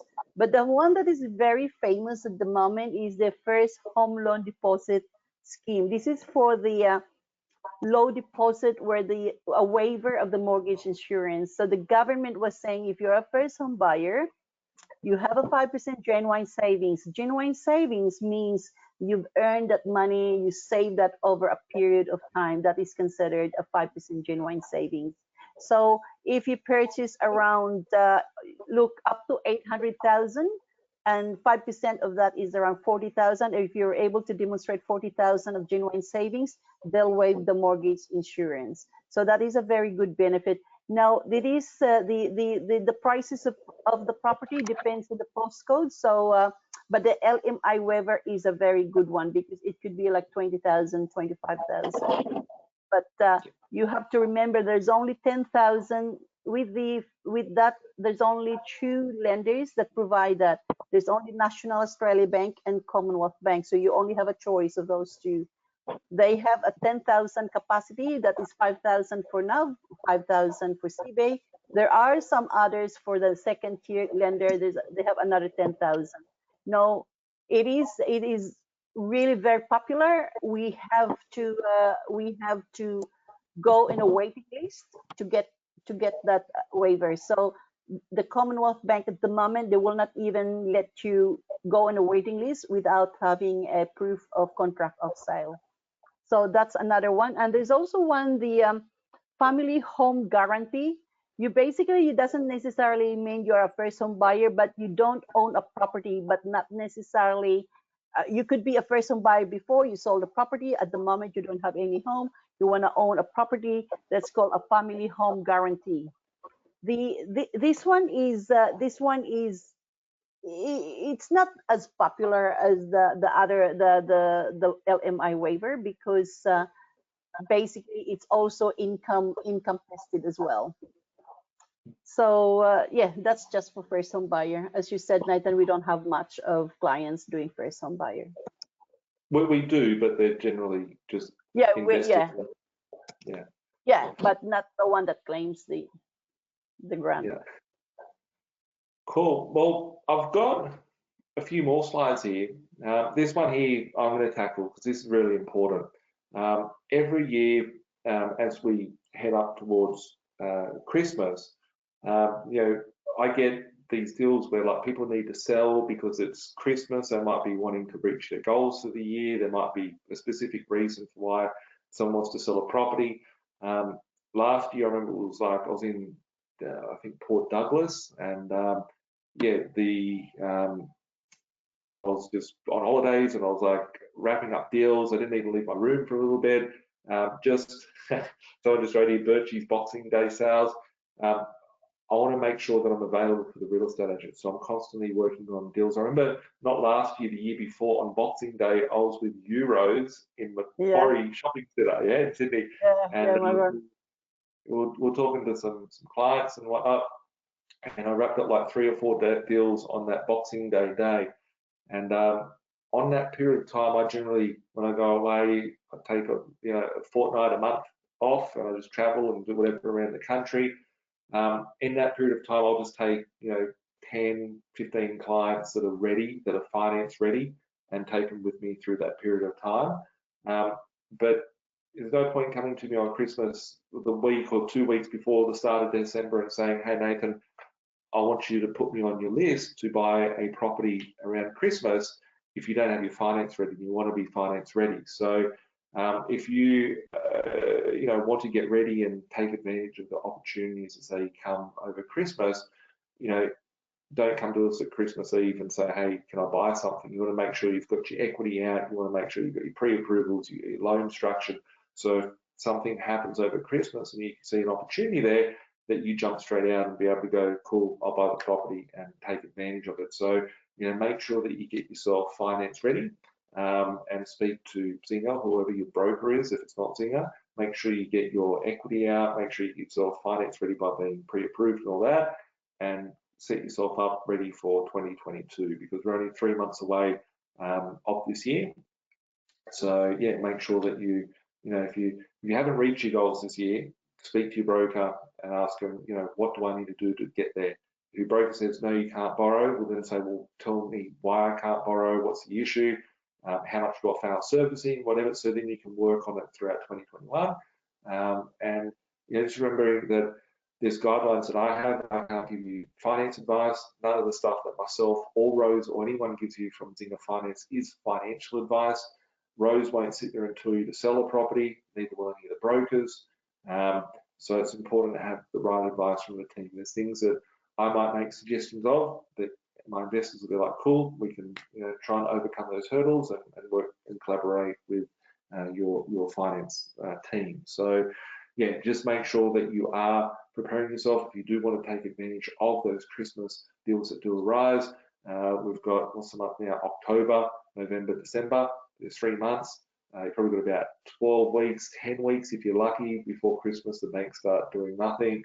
So you've probably got about 8 to 10 weeks to get yourself ready for finance, and it might take you a month to 6 weeks to start that. So that's why I thought I wanted to share that with you all this evening, to make sure that you do get yourself ready for that. Do you have any feedback, Rose, or thoughts? And can I just add, and also while the valuations are up at the moment, I think it's a good time to really maximize that or harvest it now before things changes by next year or something. So Yeah. Good time to get your property revalue. Cool. And I want to get onto that in a moment. I think there's this slide here, I want to deep delve into what's happening in the market at the moment. But do you have any thoughts on this one, Rose, that you want to share to start off with, like how to prepare yourself with finance? I think how to prepare yourself with finance, obviously, you make sure that, clean credit. Obviously, the bank are gonna look at your loan statement or your savings statement for 3 months to make sure, like, obviously there's not much expenses there, there's not much liability. You probably pay off your credit card on time or cut those credit cards. That's how you prepare yourself with finance. If in case you have too overloaded with credit cards, maybe minimize your credit cards, because it could impact the servicing. And also make sure you have the income, your employment. Obviously, we have maybe sometimes when you have leave without pay, for example, the bank would look at the year-to-date income. If you have leave without pay, it can impact the year-to-date amount, and that could be sometimes a basis of your servicing, the year-to-date income. Yeah. So plan. I mean, during Christmas time, there will be a lot of annual leave, a lot of leave without pay. So maybe you could prepare yourself prior to those big holidays so that we can get the maximum income that you have, rather than being lowered because you went on leave without pay. Awesome. And do we have a slide, Rose? I'm just going to do a quick one in here because I don't know what. No, it's not here. Obviously, I think that I didn't review the slides to slide this one because it's a very, very important topic, right? Like how to prepare yourself. I did a webinar, I did a Facebook Live going back last Friday. So if you are watching this and you haven't seen the Facebook Live, last Friday would have been, you need to go to the Facebook page, but last Friday would have been the 1st of October. Go back to Facebook, check out the Facebook Live from the 1st of October, where I talked about my views on this. So recently there's been a lot of news, Rose, which has talked about lending changes going back in 2016. I said to everybody that would see a credit crisis, a debt crisis, where they would, either keep inflating the debt balloon globally, or whether they would, stop it, and if it blows up, everyone is a mess. And in 2016 September, they tried to tighten lending. APRA made it more difficult, and obviously my views upon it is that they can't push interest rates up. If they push interest rates up, all the homeowners die, all the retail dies, all the governments die. So they can't push up interest rates. So they don't have that as an option. Interest rates have not risen since 2010 at the bank. So they put in restrictions at APRA, which was certain policies. And notably at that point in time, there was glitches in the market. There were some segments of the market that got very severely impacted, some that weren't. I put in the webinar, the video last Friday, what markets I see getting hit. I see the top end of town getting hit. I see the people that are overstretched getting hit. I see people that are paying too much for properties that are going to get hit. But there will be some big benefits in this market. So what are some of the changes that are coming in, Rose, that you could see coming in, and how could that impact people in the current market? Well, we could see it coming in very soon, I guess, because you look at, this is the credit crunch I'm talking about, right? Now, obviously, APRA recommended an increase in minimum interest rate buffer. Now, I want to touch this one quickly. The way, to give you a background, when we do the servicing at the moment, you have an actual rate, yeah? So if you're given a 3% actual rate, the buffer is 2.5%. So that means we will assist your loan at 5.5 at P&I repayments. Yep. Yeah. Now it's been recommended that instead of 2.5, it will be 3. So if you have an actual rate of 3%, the buffer at 3%, that means your loan will be assessed at 6%. Just to give you a background how the loan is being assessed. If it is a 6%, if it is a 30-year period, that means the loan will be amortized a 30-year period based at 6%. Now, just a bit of a detour. If you're going to have an interest only for 3 years, the loan will only be amortized for 27 years. Then we're going to have sometimes we get a hurdle of when it comes to servicing. So that is one that APRA recommended, because this could be at the end of October. They will have to test if borrowers still be able to afford the mortgage repayment if home loans will rise 3 percentage points above their current rate. Yeah. Now, there is also, now obviously this is due to house pricing and strong demand for mortgages, and the housing credit growth will run ahead of the household income.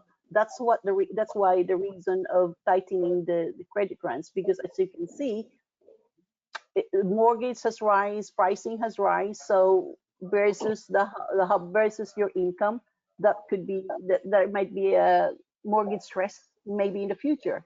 So yeah, that's one that they brought up. Definitely, I think that will come on board at 2.5 to 3. Now there is also one that is called DTI. Now guys, you probably know what DTI means, debt to income ratio. With the Council of Financial Regulators, that's composed of Reserve Bank, ASIC, or APRA, when they look at the DTI, it favors the investors, because investors are a lot leveraged when it comes to rental income, right? So they're more leveraged. So they most likely would go into a 3% increase in the servicing rather than DTI. Now, you know what a DTI means? That's debt to income ratio. Say, for example, if your income is 100,000, a DTI at the moment, there's 1 in every 5 loans has a DTI of 6. So for 100,000, how much loan possibly you could borrow is 600, right? If it's a DTI of 6. So it's the debt to income ratio. Now, I know from the past, National Australia Bank, they started this DTI probably 5 years ago. If it hits the 7.1%, there's a lot of questions, right? And everything. Now, DTI at 6 is not as bad, but I don't think this will be based on the credit crunch will be based on the DTI, only because the DTI disadvantage the homeowners. It will not disadvantage the investors because investors are leveraged, highly leveraged, right? So that's the reason that DTI made it go ahead. However, if they go to 2.5 to 3%, then the way we look at this is, I want to touch this one really because I'm very passionate about how we do loans with you guys. There are lenders there, the prime lenders, the big 4 banks, and we have the second tier. The second tier now are very competitive with interest rate. Do not think because I introduce you to PEPA or First Mac, they're not competitive. At the moment, if you look at First Mac, and interest only at 3.04 for investment compared to 3.37 for CPA or 3.47 to ANZ. So the only thing that is a problem with First Mac, you have to pay for the application fee as well as the valuation. However, if you have a house, right? If you own a house, you got an owner occupied, you got a home loans, we're gonna harvest the equity from that owner occupied. The interest for that harvested equity is the same as the home loan. Unlike the other lenders, if it comes to the purpose is for investment, they give you an investment rate. Yep. So this is how we look at everyone's position. So when we have saturated the main banks cannot service, we also going to look at the second tier. When we're looking at 3%, I'm going back to the 3% that they're going to be, maybe this can be implemented. If you go back there, the main lenders, they will assess all your liability based on the benchmark for a new loan. Yeah. Yeah. If you go to PEPA, they will assess the new loan based on the new one if there's a 3% current above the current rate. But the existing loans will be assessed on their current repayments. So that's why we can service to the second tier. It's not assessed on the new lending benchmark. Yeah. So how good is that, right? So, and the rate is 3.29. It's still very competitive compared to the main lenders. You look at the First Mac. You know why we use First Mac? Only because the way, guys, I don't know if you understand negative gearing. With the main lenders, including First Mac, so all these other lenders, except for First Mac, if your current loan, investment loan is 3%, right? And they assess it at a 6%.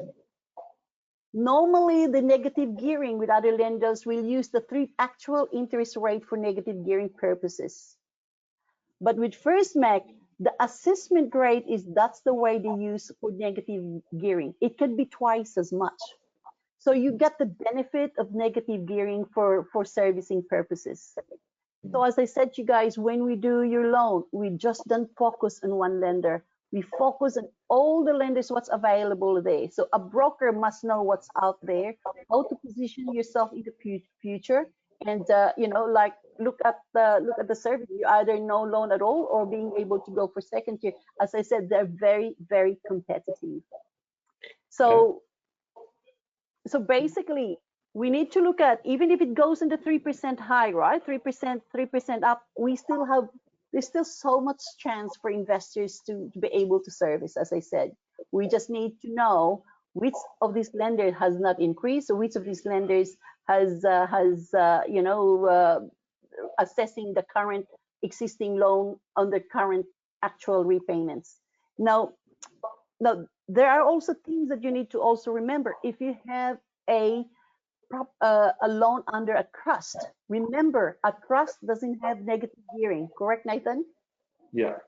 Trust do not have a negative gearing, company do not have a negative gearing. So this will eat your servicing, correct?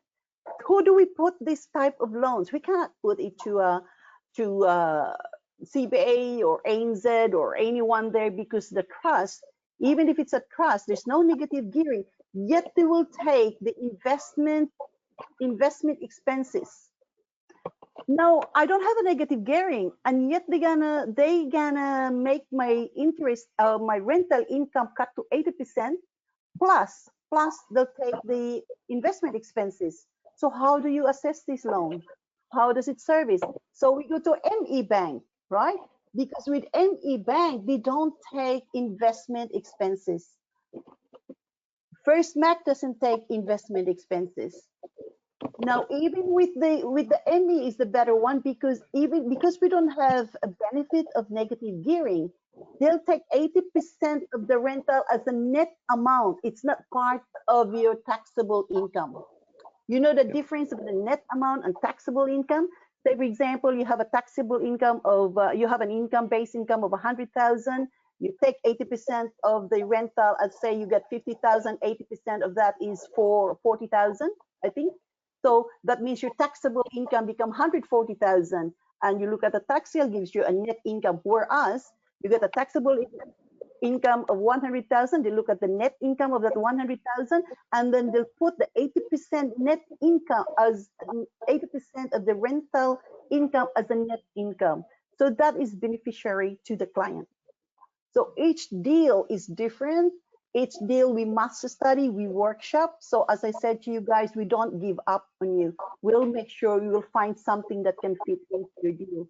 So if you're gonna, it may not be Zinger that you're gonna go to, but make sure you have a broker that knows how to do investment in, you know, where to lodge the application.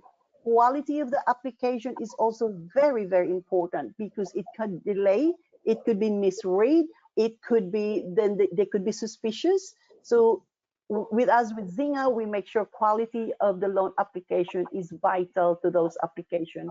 And we're very careful when we flood the application. We make sure that we do all this calculation, 3% if that must be. And then if that can cost a bit a hassle of servicing, we then have to find a way to service this loan other than those main lenders. Yeah. So also you have, yeah. Just a second, I want also to touch this because I think we're running out of time. We get only 15 minutes to go. Self-employed, I get all the time, self-employed guys. Your financial statements, sure, you like to put a lot of expenses there. Say, for example, I want the 2021 tax return, 2021 tax financials. Now, if we're going to be borrowing within this financial year, I'm going to use the 2021. Hang on to your expenses, right? Because I'll be using these financials, and you could use those expenses later on if you're going to stop buying properties, right? And do not exaggerate your expenses. And not only that, speak to your accountant. The accountant, sometimes I could not understand. With a taxable income, with the benchmark is like 20,000, why would the accountant really have so much expenses that makes you an income of 10,000? Where's the justice when you can go up to 20,000 without being taxed? Yeah, that's what I was saying beforehand to everyone, Rose, that you need to make sure that your team are all on the same page, because there's no point coming, like you could be a business owner, or you could be a self-employed, or you could be work for someone that's PAYG, and you might have an accountant that thinks he's a bright spark, who sits there and puts 5 different trust structures around, which means that you can't go get the lending, you can't, structure the loan correctly. I see so many people coming in on a day-to-day basis and their position is completely screwed up. They can't service, they're paying extra land taxes.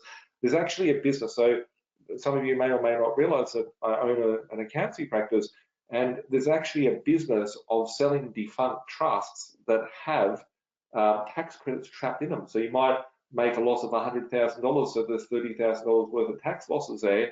There's actually a business of selling that company to someone else as a tax loss, so they can put 100,000 in, save 30% tax. They might pay you, $5 grand for it or whatever. But people are getting really crap advice out there from their accountants, which hurts them to be an investor as well. So it's important, to speak to your broker before you make a decision that might sound great on the day, and you'll save 10 grand on tax, but you'll be locking yourself out of the market for the next 2 years, because you've made the wrong decision. Would that be fair to say, Rose? Yeah, that's fair to say. And also the common thing, Nathan, you need to make sure the bank does not, okay, some of the things that I've seen in your individual tax return, you have the franking credits, dividends, director's allowance, director fees, right? Now, dividends coming from the shares, yes, the bank can include that in as part of your income. Dividends that comes from the business is a questionable, right? Dividends that comes to the business. Franking credits that comes from the business is some lenders would not touch it. Now, director's allowance, they will not touch it. So you get this wasted income that doesn't do any servicing. So I've been telling some of my clients that come to me and said, what should I said to ensure that maybe your accountant could put that under salaries and wages, right? Or maybe in the net profit before tax. Yeah. If you cannot put it in the wages, no worries. If you go into director's allowance, director fees, the bank needs to ANZ, for example, when you put director's allowance or director fees, they need 2 years of that history before they can consider that particular income. If you haven't paid yourself director fees or director allowance previous year, it's a useless one to get the director fees now. So the most one that is really good is salaries and wages. Franking credits, no. Dividends, no. There are dividends that can be considered coming from the business, but it has to be a strong one, case-to-case basis. But please, guys, just speak to your accountant. If they say, why am I only a taxable income of 10,000 when I can bring my income to 20,000, still not paying tax? You know what I'm saying? Like sometimes they put all this depreciation because they can do so. Like, you know how the ATO can say you can depreciate the whole depreciation one-off, right? For new, yeah. So, and then yes, you may. It's because you can, and then you look at the income at 10,000. We have that many times. I've seen it. So I think speak to your accountant before you finalize the tax return or your financials. It is very important.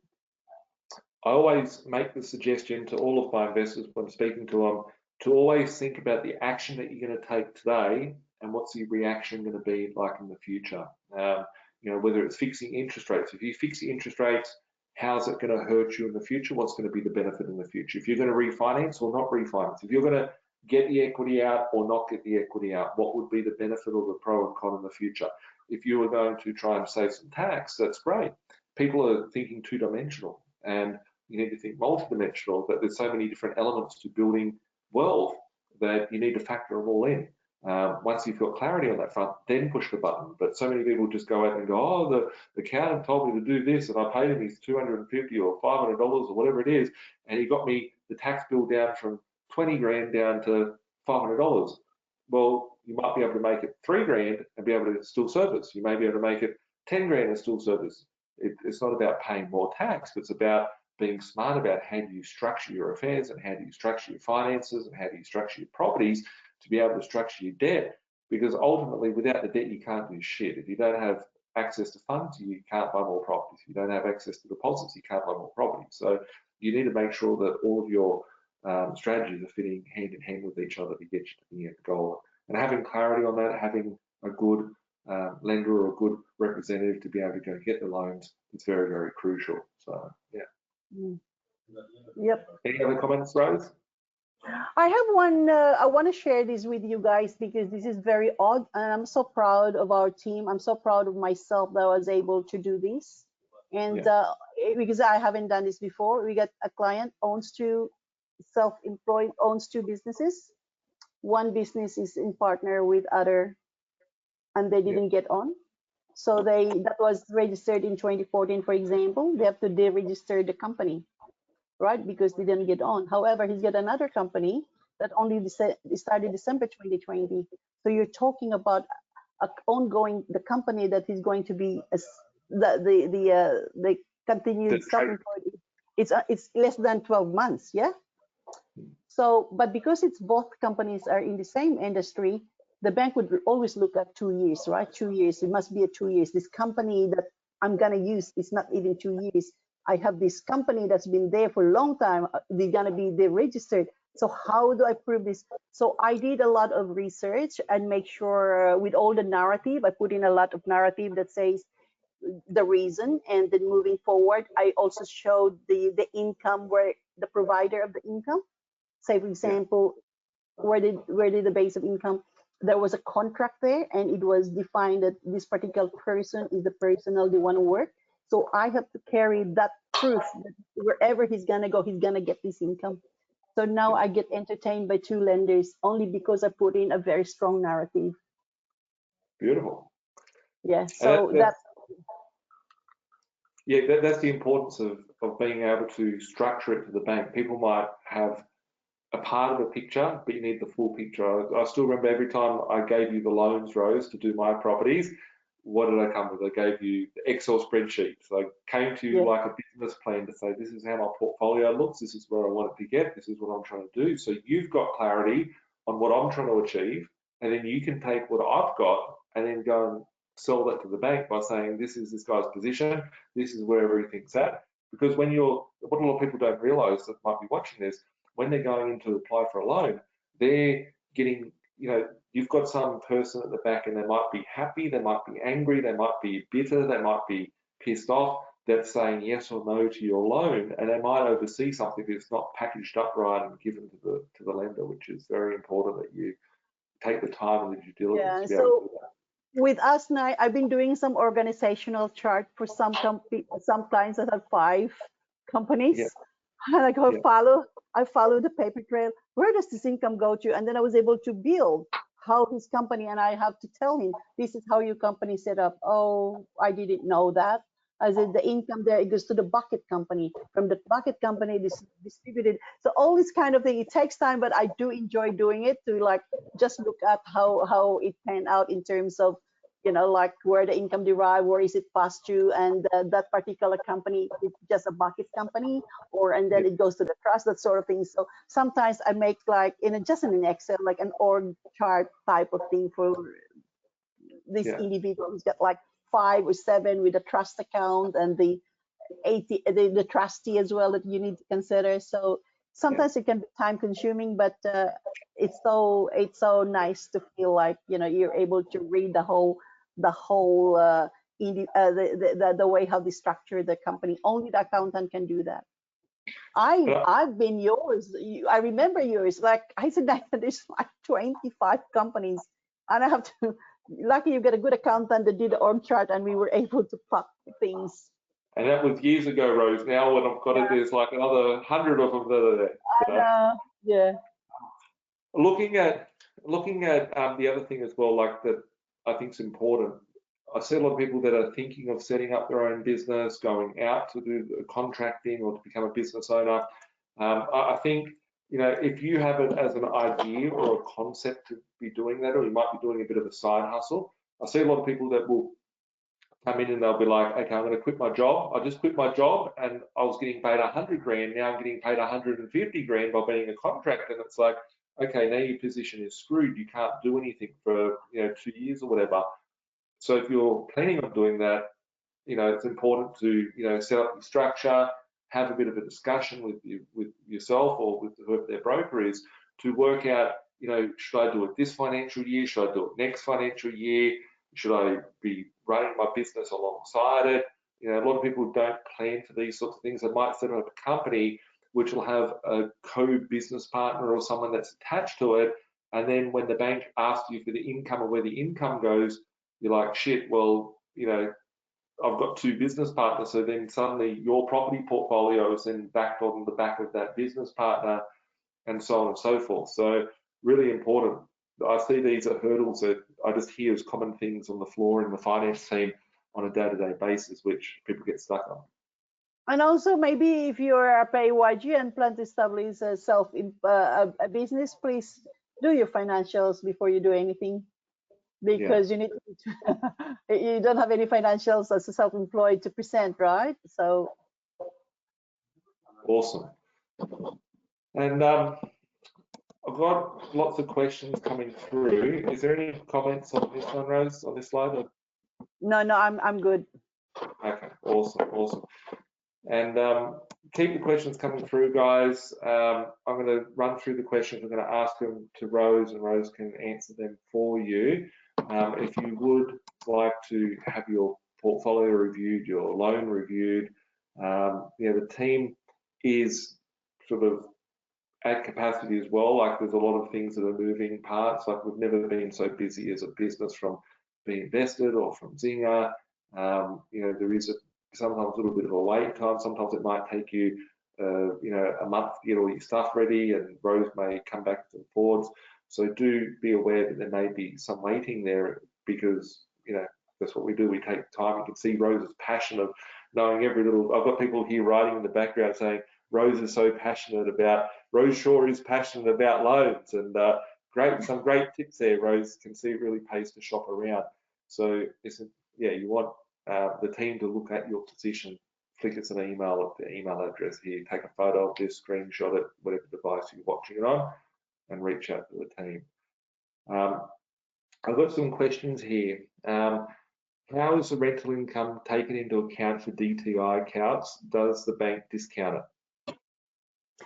No, I think the rental, look, this is the thing that that's a very good question, because I know the DTI includes the rental income. I think they'll take the 80% of that rental income.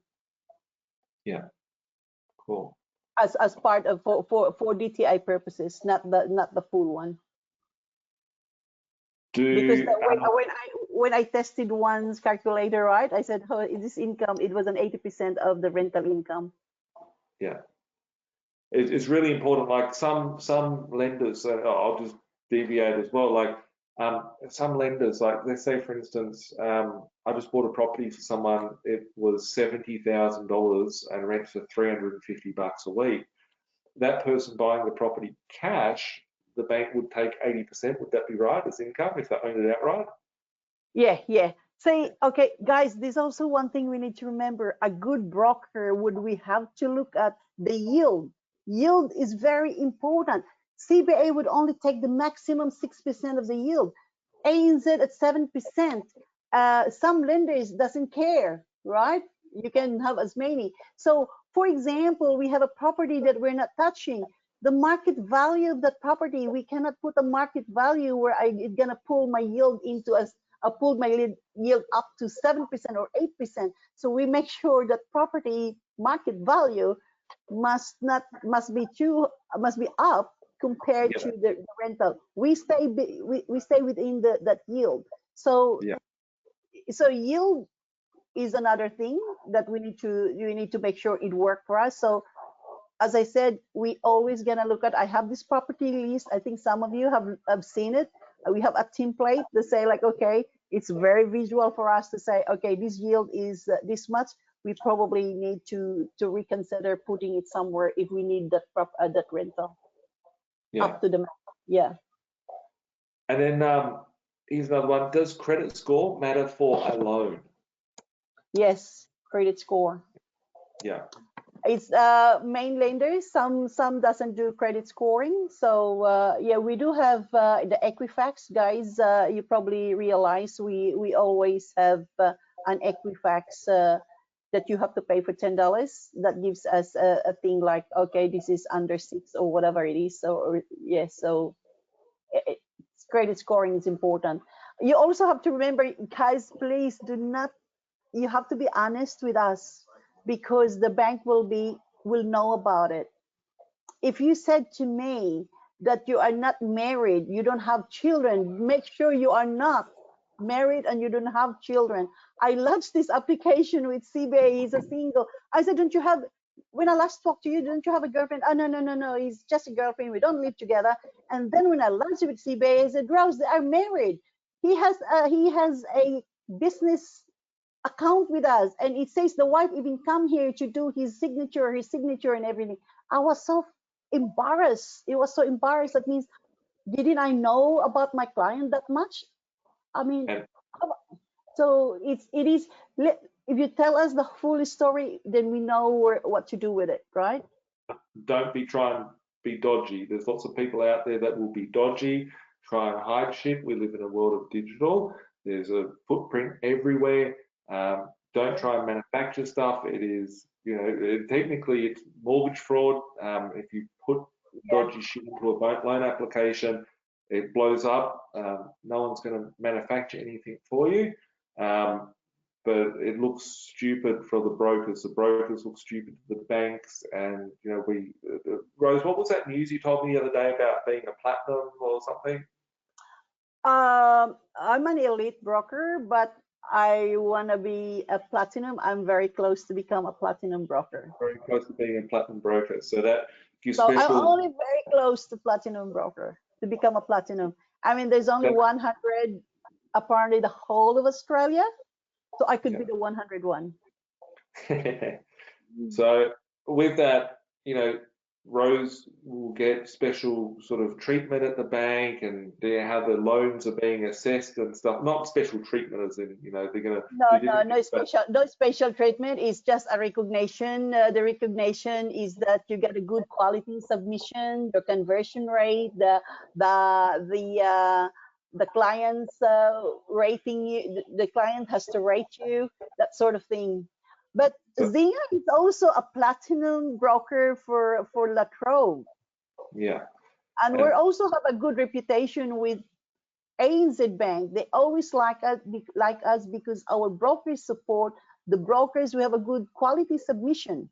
So when I say we get special, when I say we get looked after better, like, you know, turnaround times when the file gets picked up, the quality assurance, all that sort of stuff. So, you know, we're not going to jeopardize by doing some shit loans for people that are trying to be smart or cut corners and stuff like that. Like, there's a difference between, you know, manufacturing things, and if you try and manufacture something, it'll come back, the file will come back. Our brokers will sit there and have, you know, a little, instead of getting a tick against their name and a green light, they get a little red cross against their name, and they go, well, this loan came through and it wasn't submitted right. We had to decline it based on, you know, X, Y, Z. And as a business, we want to be platinum brokers with all of the banks out there, and we need to have quality assurance with our work. So when we submit loans, guys, just have faith with us, right? You tell us the truth, we'll find you the loan. Have faith with us. We will workshop with you. We will find you something. But undisclosed debts and that sort of thing, it just doesn't work, because at the end of the day, it will come out. Yeah. Steve asked a question. This one's for me. Nathan, when is the right time to talk to your team about finding a property, or several? The Zinger team are about to lodge refinance applications. Do I start now or wait until the loan is pre-approved?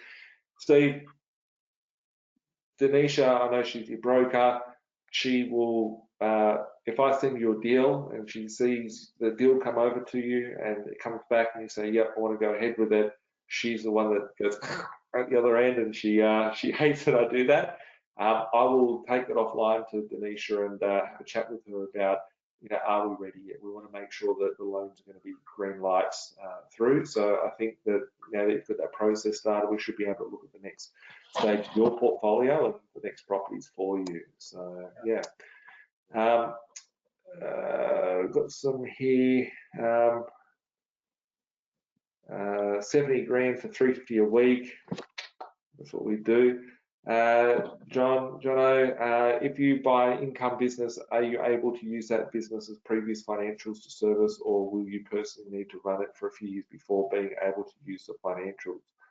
I guess without Rose giving it, because she doesn't have the answer for you, there'd be many more variable parts. Maybe you should like to jump in, but my thoughts would be, if you are buying a business and it's got X amount of income coming through, then that business income is what your asset is, which is bringing in revenue. But I could be wrong, Rose. I think, look, normally if you purchase a business, obviously the company, this is a business loan, right? Commercial lending. No, like say for instance, so if I was buying someone, let's say I bought a motel tomorrow and it brings in $1 million a year just for the fun of it. If I buy a motel for $1 million a year revenue and income, and that's my business, and I could service, if I bought it with $1 million revenue and I show you the tax return for last year, is the question I think that's being asked here. Not that I've experienced of. We always get the servicing based on your current income, not the income from the company that you are purchasing.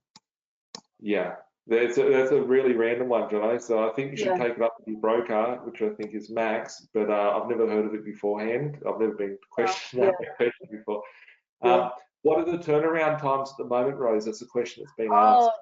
yeah. Okay, look at this one. It's very bad turnaround at the moment. The one lender has 27 days. If it's a PAYG or a simple one, could be like 12 days, but otherwise 27 days.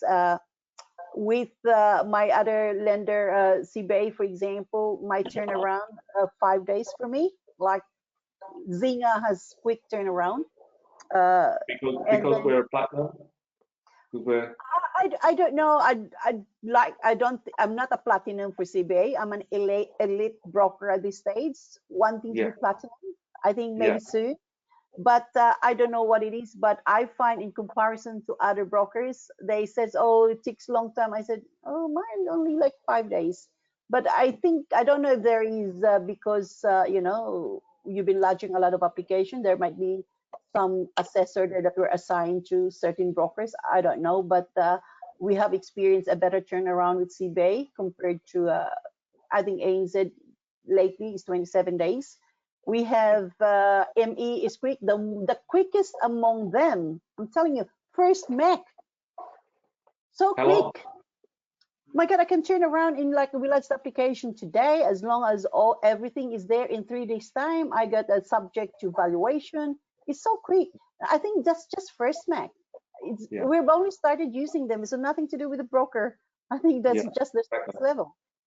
And cool. We have a good relationship with, we're a platinum with La Croix, we're our Liberty. They're always with the national, the New South Wales BDM, head of all the BDMs, attended our meeting. They've been inviting us for lunches and everything. So they're very, one of the BDMs for Liberty comes to our work moving forward every second week, every Thursday, to make sure like they can help us with scenarios. They want our business. That's how in demand we are, right? And then we have also Peppa, like every time he says, guys, I'm attending your meeting. This is just, you're ahead of everyone. Before it goes out there, we want to tell you what the new marketing or promo that they have. So we get a lot of special treatment with a lot of lenders. I think, as I said, we lodge a lot of applications, like 120 applications. I mean, that is a lot. And we just 11 or 12 of us, or 11. It's not bad. So the reason why we're able to do that, because I, every morning for half an hour to 40 minutes, we keep update with the clients. We do our education, the coaching and everything, reminder, this is how we do. And that means the lodgement is good. And the broker and the broker support work together and then keeping in touch with the client. So that means our submission is very, very, like it's nothing like we missed this and what have you, it is a very good quality submission. So I think that's why the BDMs and BDMs with these lenders like to make business with us. Awesome. So Zinger is a very good brokerage. We're very quality oriented as far as the lenders think, Thanks, Rosa.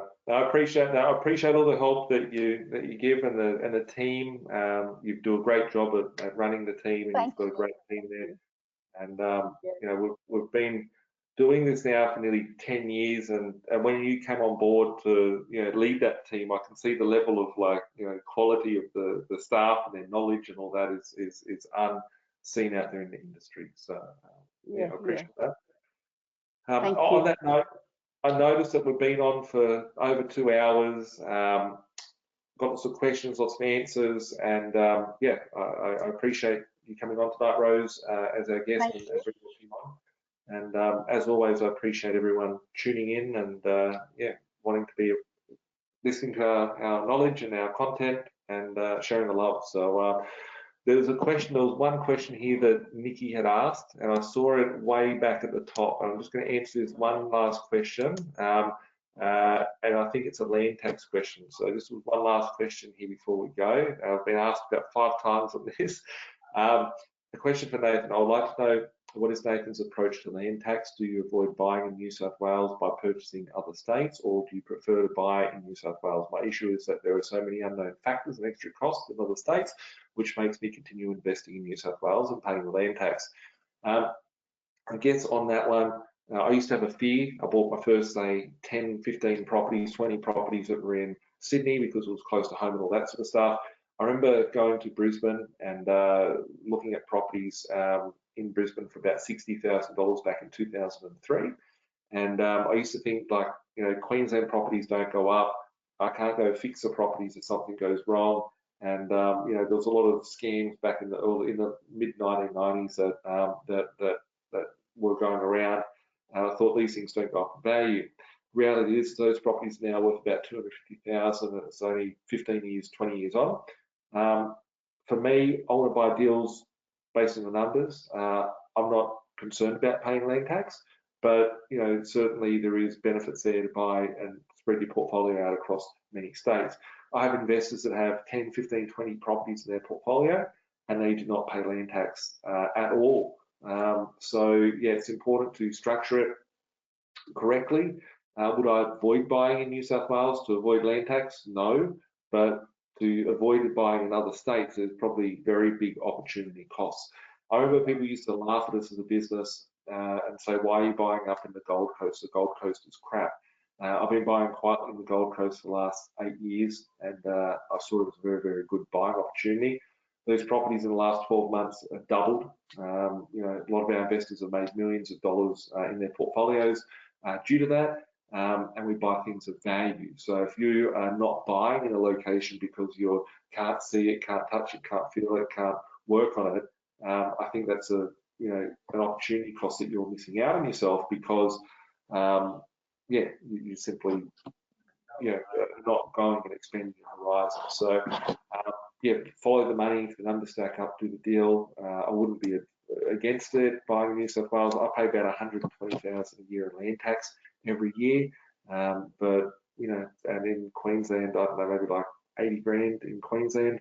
But it is a fair bit, but my cash flow position is still, you know, in the hundreds, if not millions in